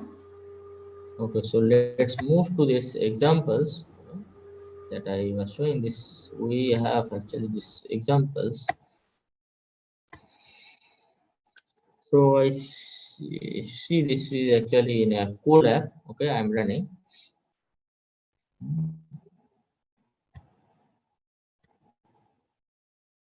So if I just run, so if you know this Python, okay, so in Python, Python codes are used to uh, run this CIFAR 10 data sets, okay, to get the results. Okay. So we have this data sets. Okay, what happened?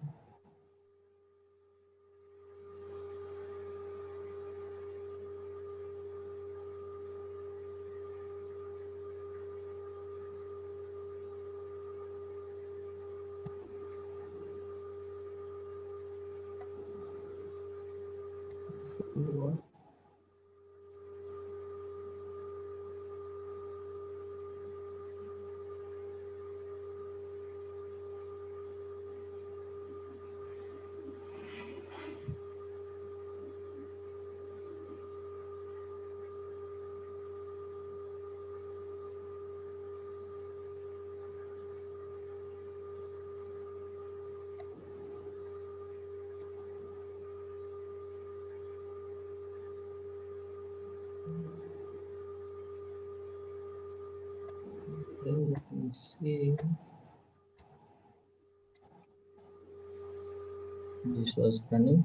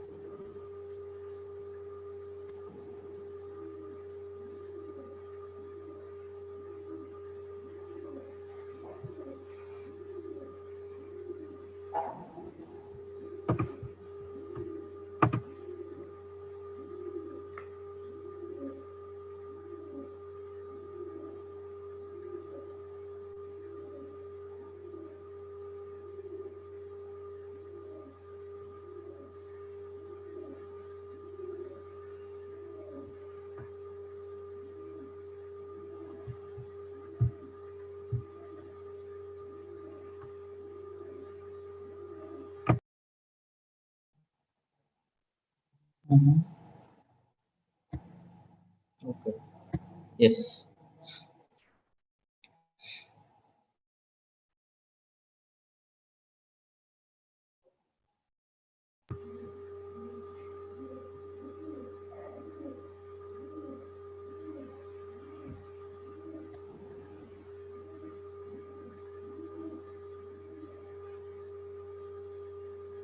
So I use this TensorFlow keras, okay, to run this data. So initially it was just importing this TensorFlow, all these libraries that actually I didn't do it initially. So there was an error. So import TensorFlow, NumPy, all this. And then after that, what we do here, it's actually we download this data. So data set is CFAT 10. Okay, so I'm just downloading from this website.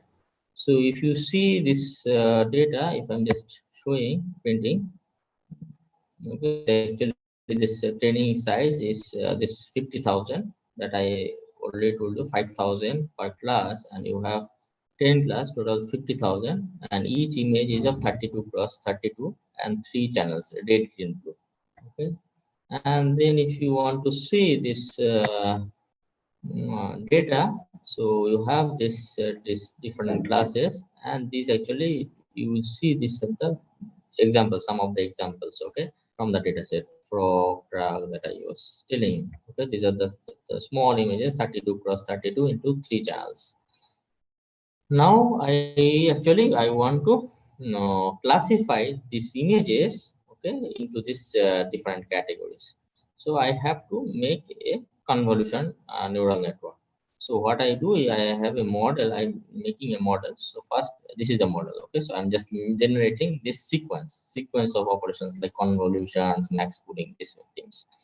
So what I do here, first it's a just first you have to do it, it's a sequential, means first it will be convolution, then max pooling, then sequence, then pooling. This is actually the model. Okay, model equal to model dot sequential, and then first I am doing model dot add layers, convolution 2D 32 3 cross 3. Okay, so input size, as you know, this is 32 plus 32 3, and here I am applying 3 cross 3 convolutions. Okay, filtered size is of 3 cross 3 and 32 different filters. Okay, so then I will see, I will tell you that how actually we'll be getting the outputs. This is the input size, and then I am applying this convolution of 3 cross 3 32 times. Okay, 32 different. And then I apply max pooling of 2 cross 2 that I have, you know, already 2 cross 2 and 2 stride of 2. Then again convolution 64, 64 3 cross 3 64 times with activation ReLU, and then max pooling again with 2 cross 2, and again this is a convolution, then 64 3 cross 3. So after this, okay, this is actually a feature engineering. We are extracting these features, low level. We are extracting this, first is the low level, then mid level, and then more higher level features. Okay, and these features once we extract, then we make a flattening, then we apply some multi-layer perceptron. Here it's actually a multi-layer perceptron classifications. So this is the features we extract, and from those features we have a first is one time this 64 neurons in one layer as a hidden nodes in a multi-layer perceptron, and second one is 10 neurons because 10 classes I need to decide. Okay, so this is the model. So if I just apply, you see this, let me apply this. Okay, this is the model. If I do it, okay, so you will see this is the summary. Okay, summary is very important, interesting. You just think. Okay, so first I have applied input image was 32 cross 32 channel 3 and 3 cross 3 kernel 32, so 32 features. So what will be the parameters here? Can you tell me that what will be the parameters here? You see here these parameters are 896 and output shape is 32. Why output is 30 by 32? 30 by 30 because there is no what? We are not applying any this this, you have seen this another layers, rows or columns. Okay, this zero padding, we are not adding any zero padding. So whatever image we have, if I'm just applying a kernel 3 cross 3, then the image will be reduced, that I have shown you this 5 cross 5, and then if I'm applying 3 cross 3 kernels, the image will be reduced to 3 cross 3. Similarly, if you have 32 cross 32, if I apply 3 cross 3 kernels, it will be reduced to 30 cross 30. And then why 32? Because I am applying 32 different filters. Okay, that's why the output, the feature map, this output will be 30 cross 30 row and row and column, and then 32 volume. Okay, and why the dimension parameters is 896. 896 means weights, w's. Okay, why? Because you will have 3 cross 3, okay, filters, 3 cross 3 filters, and you have this 3 also as a channel. So that means 3 cross 3 cross 3, it is 3 cross 3 cross 3 means 27. Okay, 27 into 32. Okay, 27 filters you are applying 32 times. So that means 27 into 32. If you multiply, it will become 864. 864 as the total words. And then for each 32 filters, you will have one bias. That means 32 bias. So that is 862 plus 32. If you add, then actually it becomes 896. Okay, so that's how it is. The number of parameters means the weights are 896. And then once we have this 30 cross 30 and 30 cross 30 image and 32 channels, okay, 32 30 different channels. So, and then if I am applying max pooling, so the size will be just half, 15 by 15, and it will be same. There's no parameters because I'm not applying any parameters. So whatever I have this information, this actually just making it half. Then I am applying a convolution operations. What convolution operations? Convolution operation is with 3 cross 3, same but 64 this time. So what will happen now? If I am applying 3 cross 3 with this 15, then what it will be also same because I am not applying any padding. So it will be 13 cross 13, and then 64 times. If I am applying, so 64 will be the volume. So you can check now. Similarly, the parameter size will be 18,496. And then if I'm applying max pooling, it will be 6 cross 6 cross 64. And then again convolution, it will be 3 cross 3. So it will be less 3 cross 3 if I'm applying. So 4 cross 4, 64. So the size is now 4. If you see this parameters is also 36,920. This many weights. Now this is the, after these steps, you are actually, before this flattening, you have, this is the output. Okay, that means 4 cross 4 features, okay, and 64 different features. So total, if you just flatten, so 4 cross 4 becomes, if you just make it in a single dimension, that will be 4. If you make it in a concatenate one after another, it's basically 4 cross 4 into 64. So 2 cross 2 means it's basically 4 cross 16 into 64. If you multiply, okay, that will become 1024. So after flattening, your features are actually becoming with this 16 into 64, that is 1024. And then after that, what I did, I have actually applied a 64 neurons as in the first layers as a multi-layer perceptron. Okay, so this is a 64 first layer. And why it is 65,600 this weights?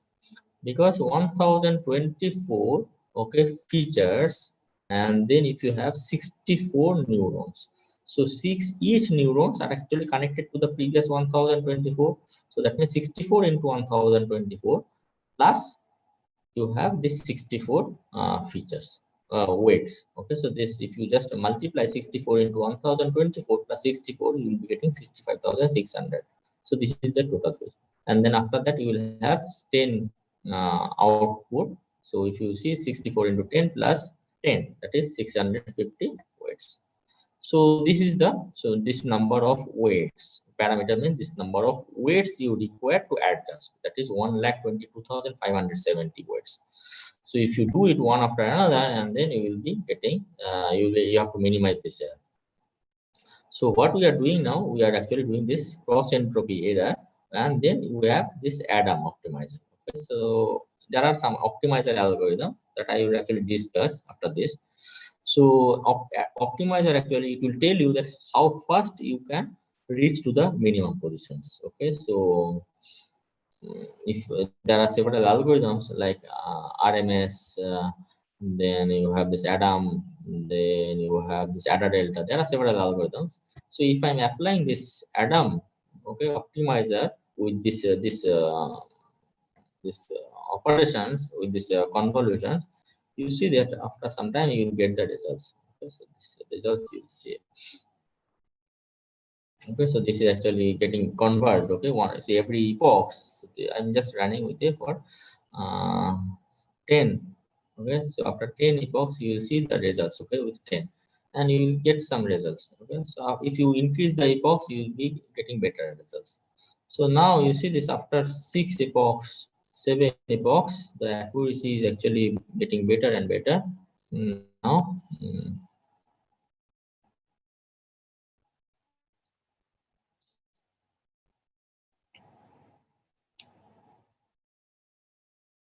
so the accuracy is actually 80 close to 80%. Okay, 80%, 80.25% when we are applying this Adam device. So there are several other optimizer algorithms which actually you can run and you can get the accuracy.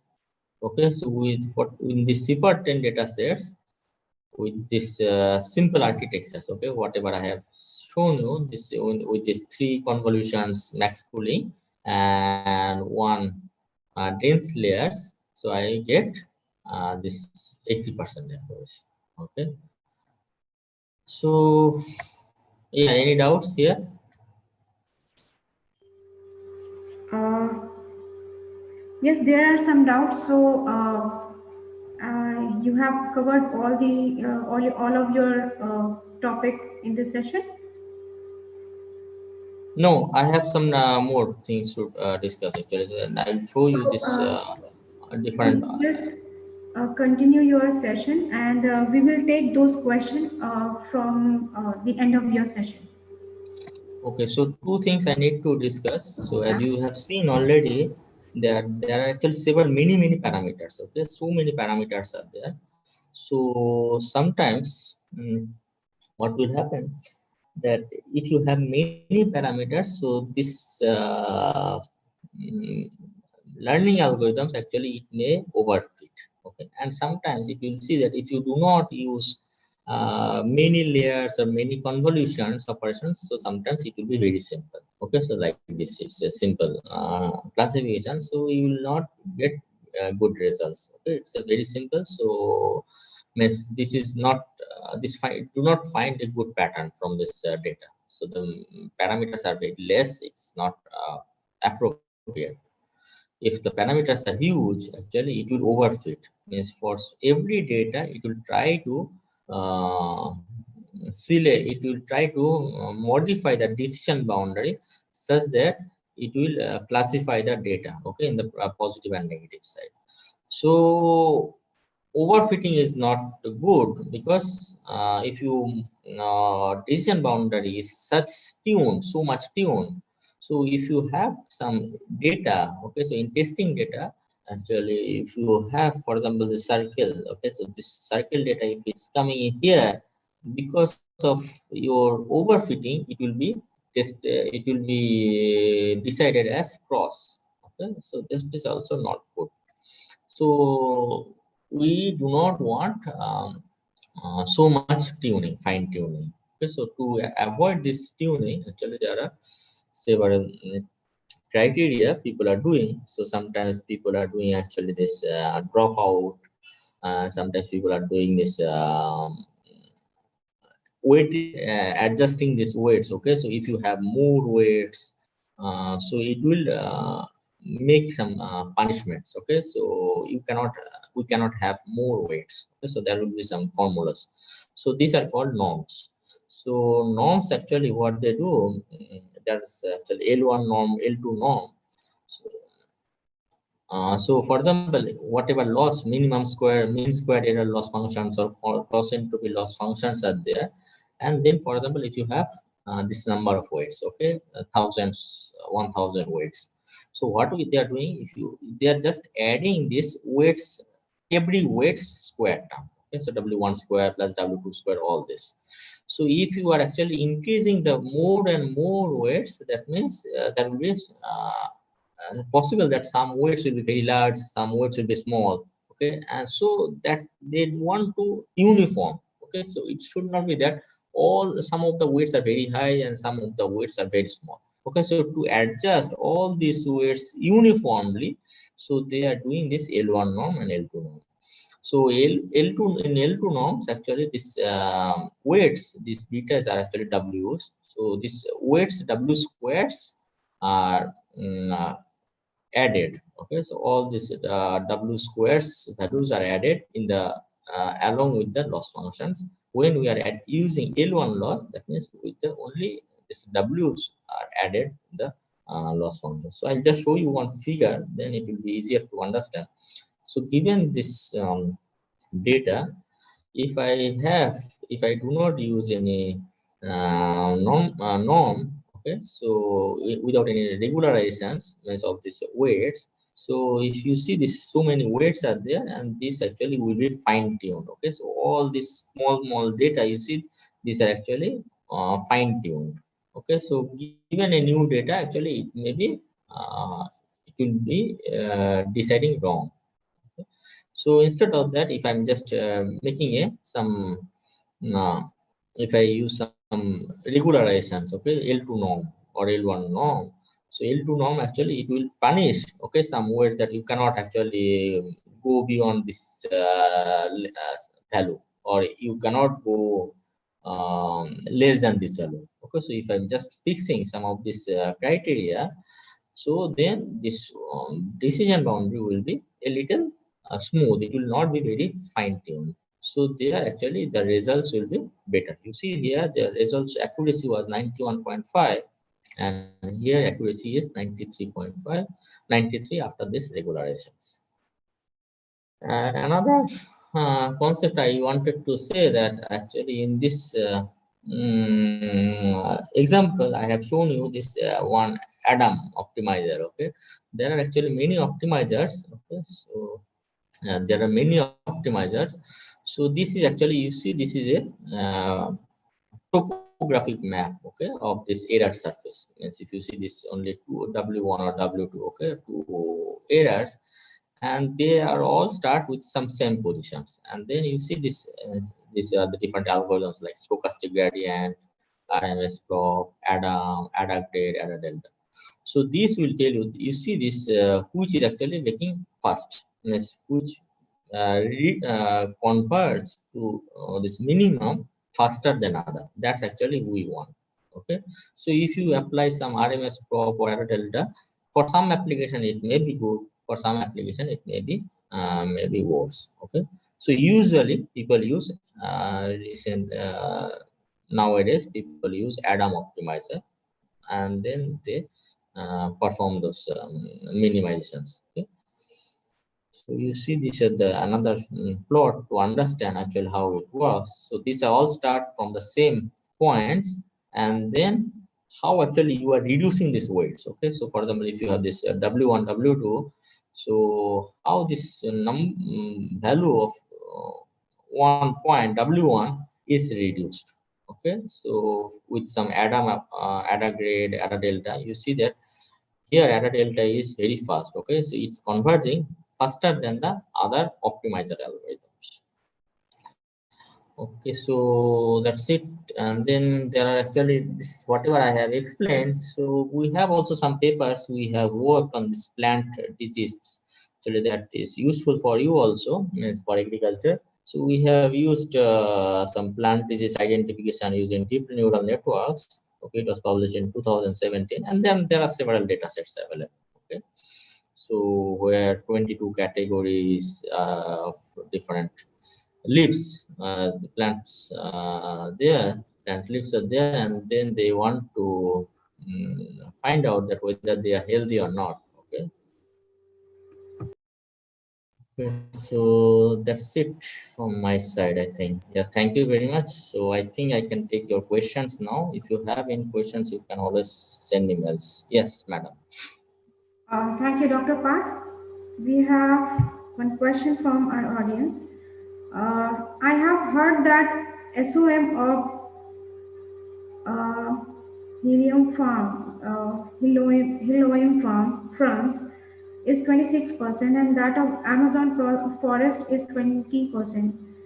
Are these both true? I don't think so. Just Yes. wanted to add So I some. didn't understand the question. What is the question?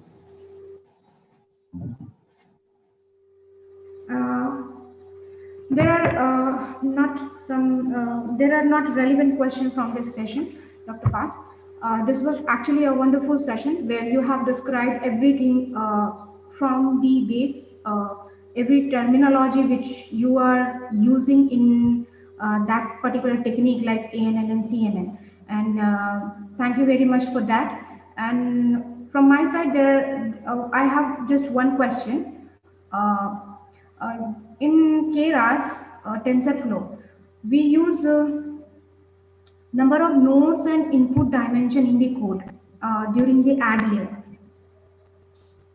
Adding layers, we use number of nodes and input dimension. So, Yes. is there any restriction while defining these two things? How many number of nodes we should have when we have uh, two or three dimensional data or 10 dimensional data? No, actually, yeah, that's a good question. Yeah, these are hyperparameters that how many layers you require, how many nodes in each layers are required. Okay, these are some hyperparameters. That actually there is no formulas. Okay, there is no actual right formula that okay you have to use this kinds of this number of neurons layers or this number of nodes in every layer. So everything you need to do with the trial and error. Okay, so that I was showing you this example that see I could do this here using this instead of 3x3 filters I could do 5x5. I can change okay all these values one after another and see this which actually gives me better results. Okay, so there's nothing like this, but only condition you can think that this is possible that mm, I was showing you a figure. Yes. So if you are using this multi-layer perceptron, and if your application is very simple, like which is actually very linearly separable the data, you can use a single neuron. Okay. If your data neuron one simple perceptron is enough for classifying. If your data is actually like this, like one in like XOR problem, like your data are in a one in this part in one class and other data are in this both side like a river, okay, in the lands. If your data are like that, then you can use this one layer and two layers. First layer is a hidden layer and second layer you will get the results. Okay, and then if your data is little more complex like this, okay, so if you have different pockets like that, then you can use two layers, okay, two layers of neuron, that's it. So multi-layer perceptrons for classifications, two layers maximum are enough for classifications. More layers actually it will increase the complexity but it will not give you better results. So usually two layers are sufficient for multi-layer perceptrons classification when you have the features. And then how you are extracting these features, these convolutions, these are actually not defined. Okay, so this number of how many convolutions layers max pooling layers are required, these are not required. So that's actually if you see this BGG16, there are 16 layers, 18 layers, 50 layers, 100 layers. So it depends on your processing unit. If you have more resource computing powers, then you can use 100, 200, 300. You can get better results, but it will take huge time. Okay, because you see this with this simple our algorithm with this simple architecture, how many parameters we got? 122,570. Okay, this is a huge parameters, and we have done only these few iterations. And if you are actually increasing this with this 5 cross 5 means we have used 3 cross 3 filters. That means 3 cross 3 means 9 Ws. If you are using 5 cross 5, that is 5 cross 25. So it will explode. Okay, this number of weights will be huge. And then when you are actually going for large data set, then your converging is weight fixing, it will take lot of time. that's actually it's not possible with CPUs. So GPUs are required for this. If you have more GPUs, clustered GPUs, then you can play with that, and then you can fix which is the best one, and then you can. Okay. Okay, so there is nothing like this a hard and fast rule. Okay. So, Dr. Path, does this Kera dense layer work with NN regression when we have only 200 or 300 data points?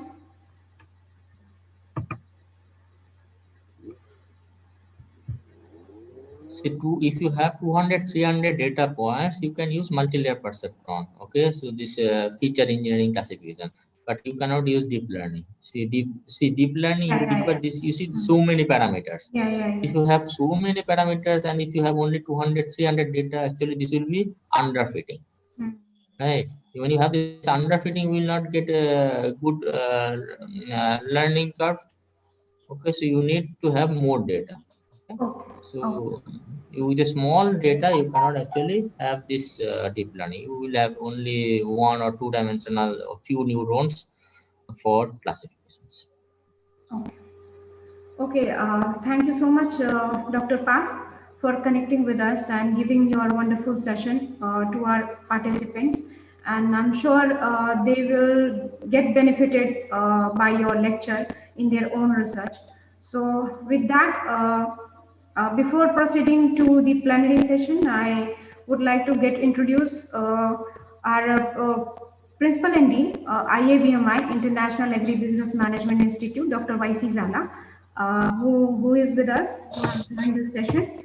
And Zala sir, So, So Zala I sir, you are stop my unmuted. screen, hello. right? Okay. Zala sir, Dr. Parth is Associate Professor in IIT Roorkee, Yeah, very and good. he has delivered lecture on deep learning, which is related to artificial intelligence. Mhm. So, would you like to say something to Dr. Parth? Oh, this is not my domain area. So you continue. So I will Okay, give okay. marks my. Okay, thank you so Okay, much, thank you. Dr. Parth. Thank you. We are very privileged to have you with us, and we will look forward your keen guidance in future as well. So, thank you so much for now. Thank you very much, madam. Thank you, all of you. Okay, thank you very Thank much. you. Thanks all Thank you, of sir. you. If any comments are there or any doubts, please connect me in my mail address. Thank you very Yeah, much. sure, sure. Thank you, Dr. Parth. Now we will proceed for our plenary session, and for this plenary session, I would like to invite, first of all, Principal and Dean, Dr. YC Zala, Institute IABMI, AAU, for his remark on this particular webinar. So over to you, Zala sir.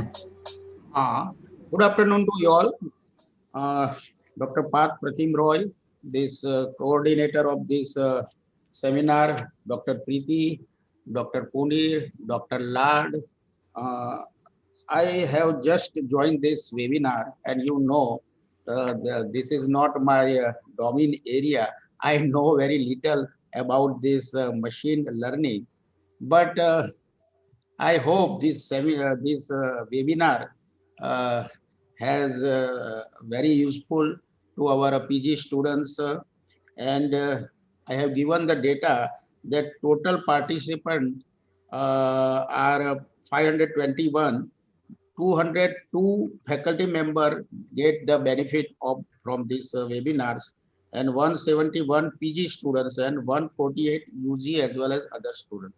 So a lot of people got the uh, this benefit of this webinar. This topic is also this is our this project NIAP project is World Bank funded ICR funded project for higher education. So a lot of PG students now required to get the learning about new technology, high technology, and this artificial intelligence, and how we can use apply in agriculture. This is a very important things. So far this scheme is concerns, the major objective of this forecasting the prices, arrivals, demand projections, supply projections, and this supply projection depend upon the weather. So how this weather can affect on these productions, it required this type of machine learning, this artificial intelligence driven decision is very important because it gives quick decisions. Whether this weather, if we increase, if we observe a 1 degree increase of temperatures, how its effects on production, that in wheat, if 2 degree temperature is going up or down, it will affect on this agriculture production. So this is our main concern is a predictive analysis.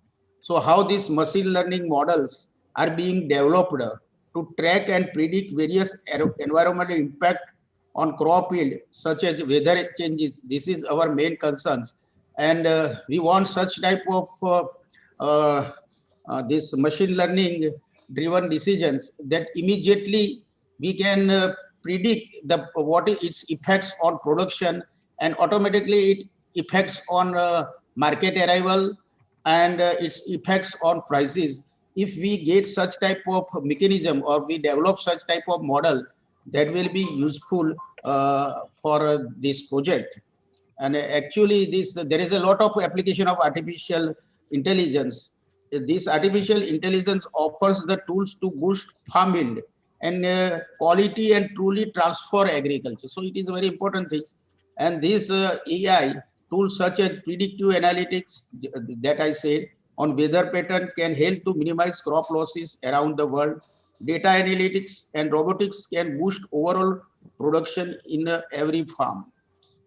I have also some come across some case studies that in Kutch area, irrigation is given on the basis of this artificial intelligence. How this sensor base used and how this irrigation is required. So the persons trained can do this irrigation system through using this type of tools in sitting his chambers. So this is very good application of this artificial intelligence. So today's agriculture routinely uses sophisticated tools such as robots, temperature and moisture sensors, aerial measures, and GPS technology. These advanced devices and precision agriculture and robotic system allow businesses to be a more profitable, efficient, safer, and more environment friendly. So in precision farming also, there is a lot of use of this artificial intelligence technology to aid in detect the decision in plant pest and poor plant nutrition on farm from drones. AI-enabled cameras can capture image of the entire farm and analyze the image in near real time to identify problem areas and potential improvements. So these agriculture robots automate slow, repetitive, and dull tasks for farms, allow them to focus more on improving overall production yield. Some of the most common robots in agriculture are used for harvesting and picking. So there is a lot of applications in this artificial intelligence. The agriculture industry now experiencing rapid growth, that and adapting advanced technology in order to bolster the overall yield of the crop. So accessibility of a large number of equipments and state-of-art technologies like intelligence monitoring system, drones, robots, among others, is totally revolutionized the sector. So I say that this is a very important topics, and uh, actually I earlier said this is not my domain area, but I think this will be useful for predictive analysis, and our scheme will be benefited, our student will be benefited if we use this advanced technology for forecasting the uh, yield, forecasting the prices, and we develop such type of model, machine learning based model, that will be helpful. I I congratulate all these organizers, particularly Dr. Punir, Dr. Preeti, and this IT department, Dr. Kathiria, they have took the very much interest and organized this successful webinar. So I congratulate who are involved in this webinar. So thank you very much. Thank you, sir. Thank you for your thank you for making time first of all, and your remark for this particular webinar. Now, I would like to request Dr. R.S. Kundi, principal investigator of this particular project, to brief to give some remark on this particular webinar. So over to you, Kundi, sir. Thank you, Preeti. I think now after Jhala sir has spoken, there is no scope. But sir, we were engaged with some other meeting with ISRO on the same topic, and that was very important. So now I am here, so I don't have to say much, but one thing is there, sir, that this is a very important area. And we also had a discussion on the similar topics, similar variables, which can be used in projections of our price projections. And so these 3 lectures have been taken very well.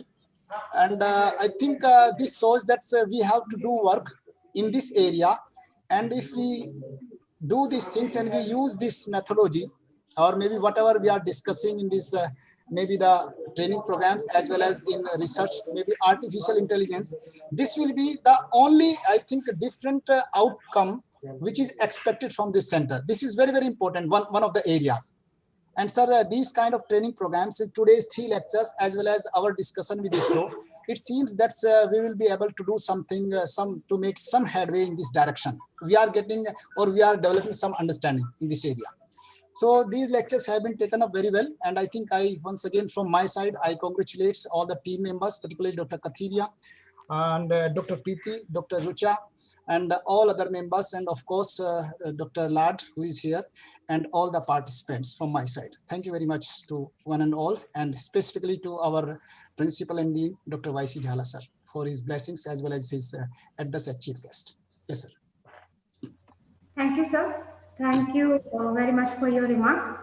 Now I'll be presenting some of the observations from the webinar. So in the morning session, the inaugural function was held at the beginning, and the chief guest of that inaugural session was Dr. Durga Toshniwal, who is professor in the Department of Computer Science and Engineering, IIT Roorkee. And we had with us our Honorable Vice Chancellor, Dr. R.V. Vyas sir, who presided the inaugural function.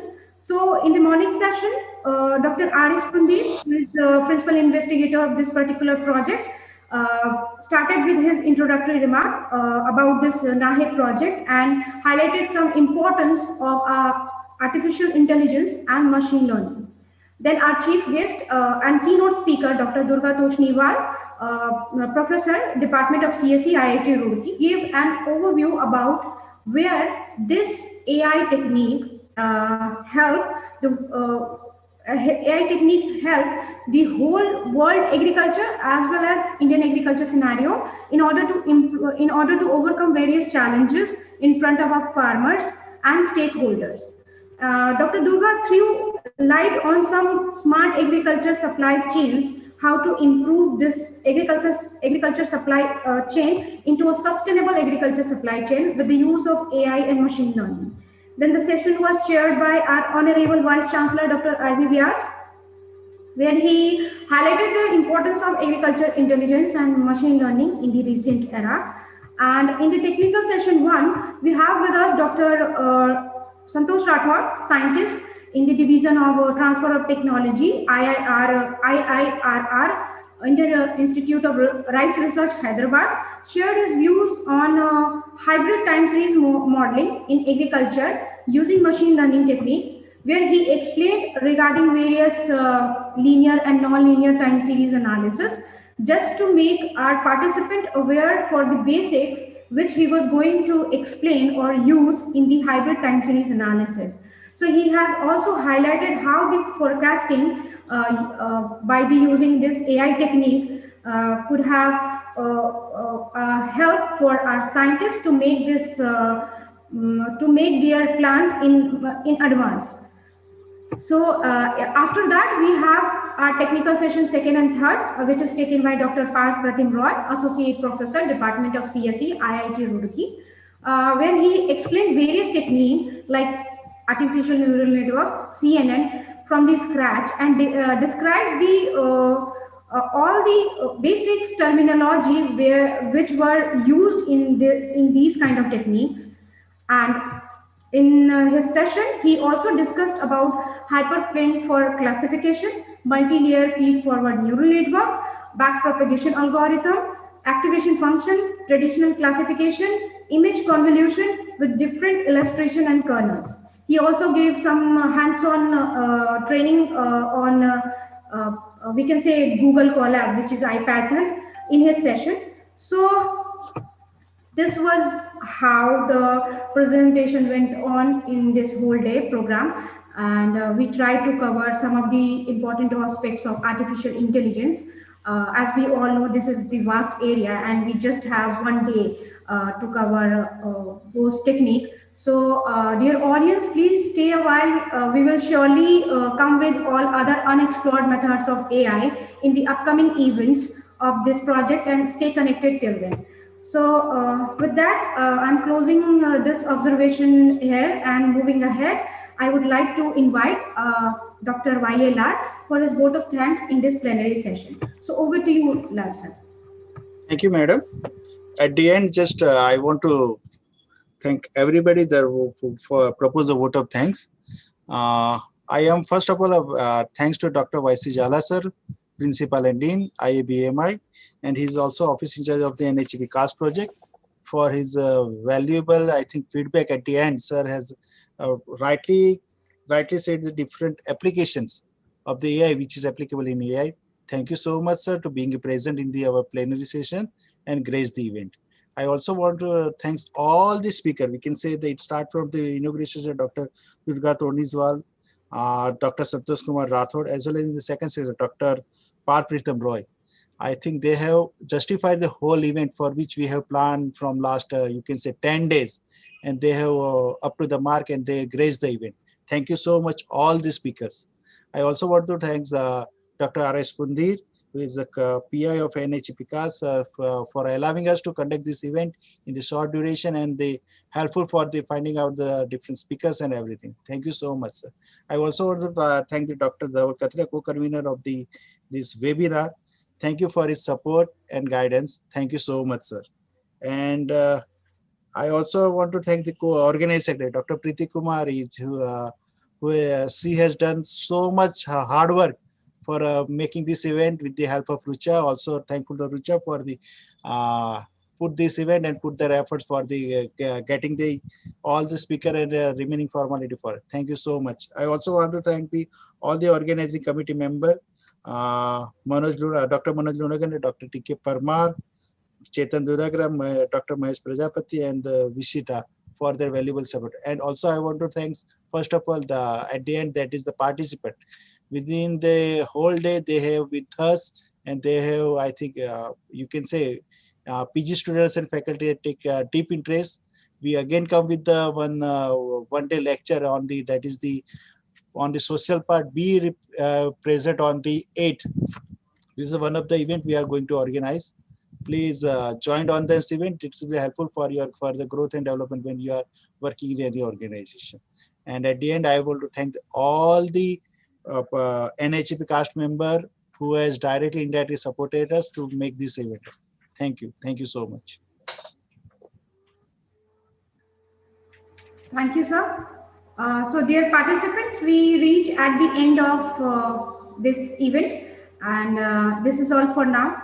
So have a wonderful rest of the day and be well where you are. So thank you.